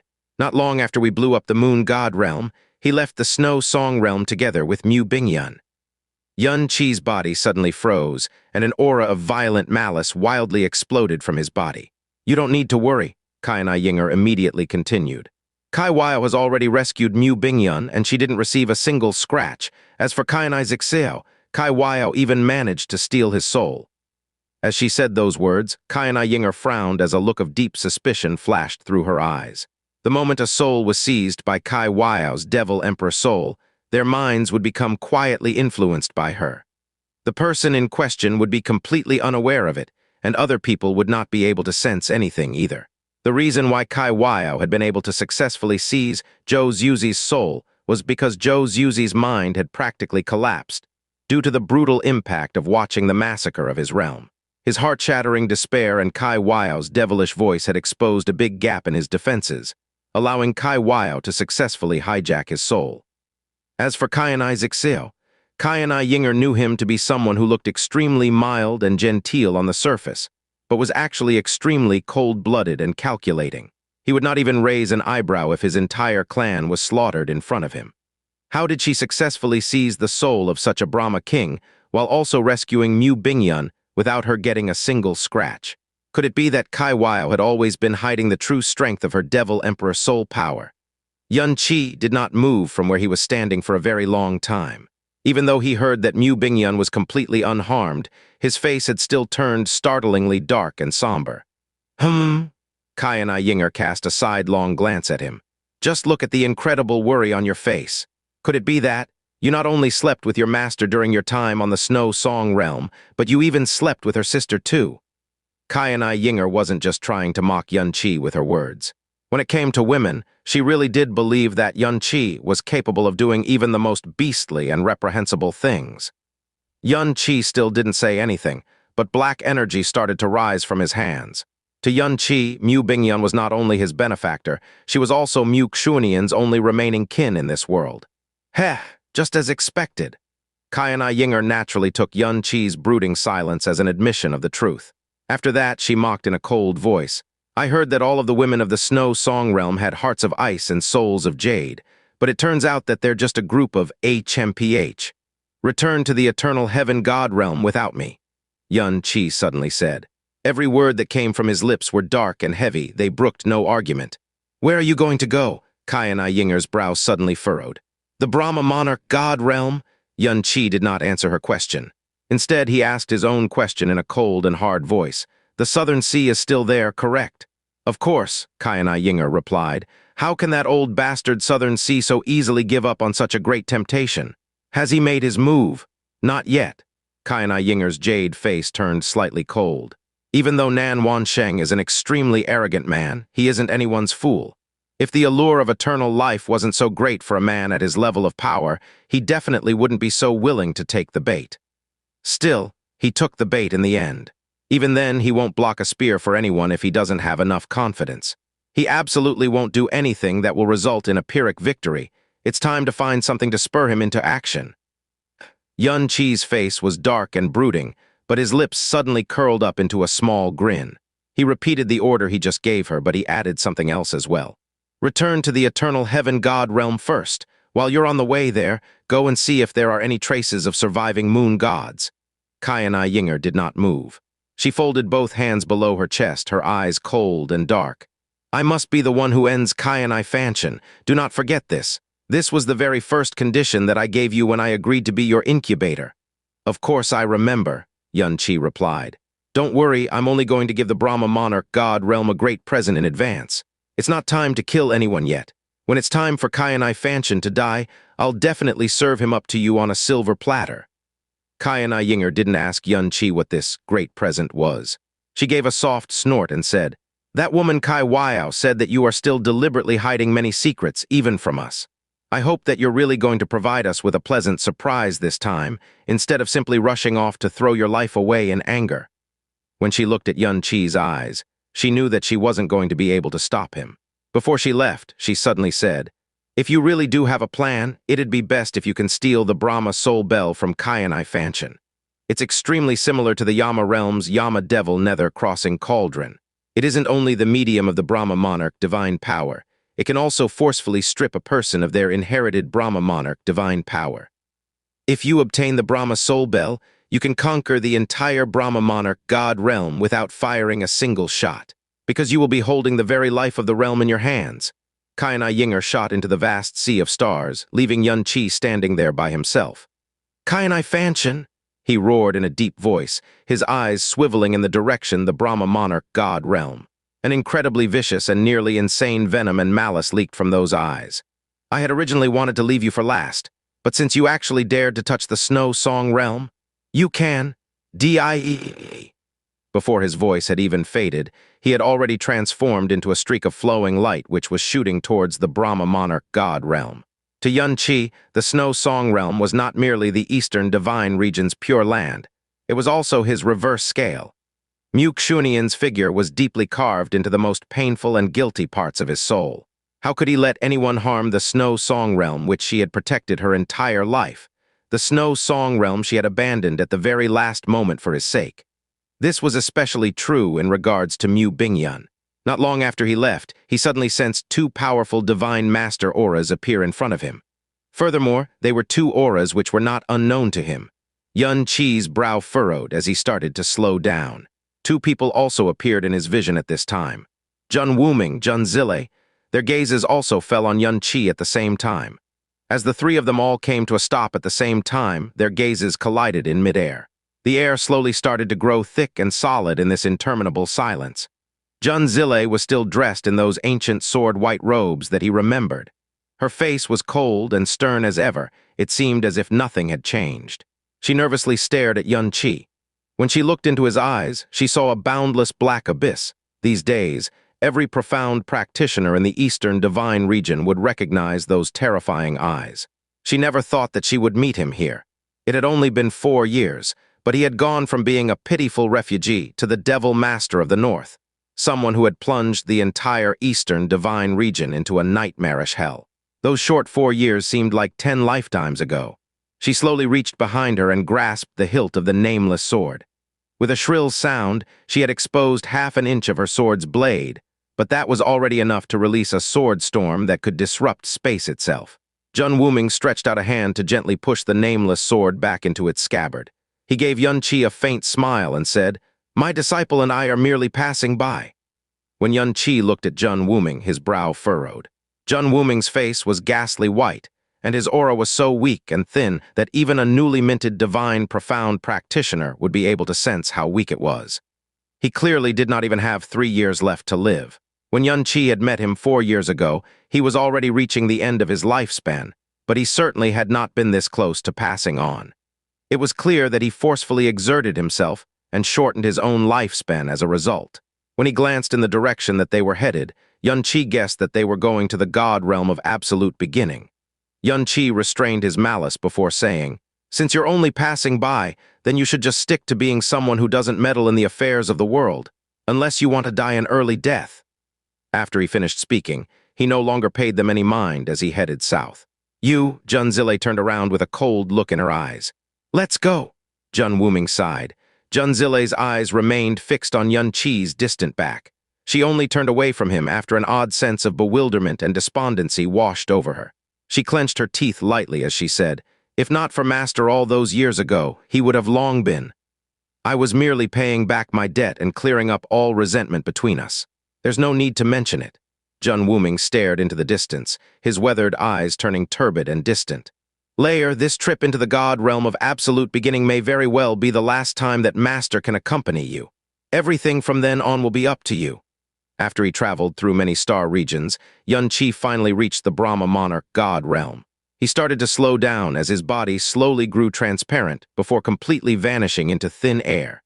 He cloaked himself in invisibility before entering the Brahma monarch god realm and stopped in the skies above its capital city. The Brahma monarch capital was cloaked in a deathly silence. An invisible barrier covered the entire city, blocking anything from entering it. If he tried to break it with force, he would definitely be caught. The Brahma monarch god realm. Even after it had lost the 3 Brahma gods and the Brahma monarch goddess, it was still the #1 king realm in the Eastern divine region. He had just drowned the eternal heaven god realm in a sea of blood, but he hadn't made any preparations to use a king realm of the northern region to attack the Brahma monarch god realm. Given the Brahma monarch god realm's strength and foundation, if they attacked it head-on, they would definitely incur dreadful losses even if they did manage to conquer the Brahma monarch god realm in the end. He alone was enough. He was still invisible as he stood in the skies above the Brahma monarch capital. No one had managed to sense his presence. As he looked down on the capital, he said in a low voice, "He Ling, can it penetrate these barriers?" "Yes, it can," He Ling replied without any hesitation.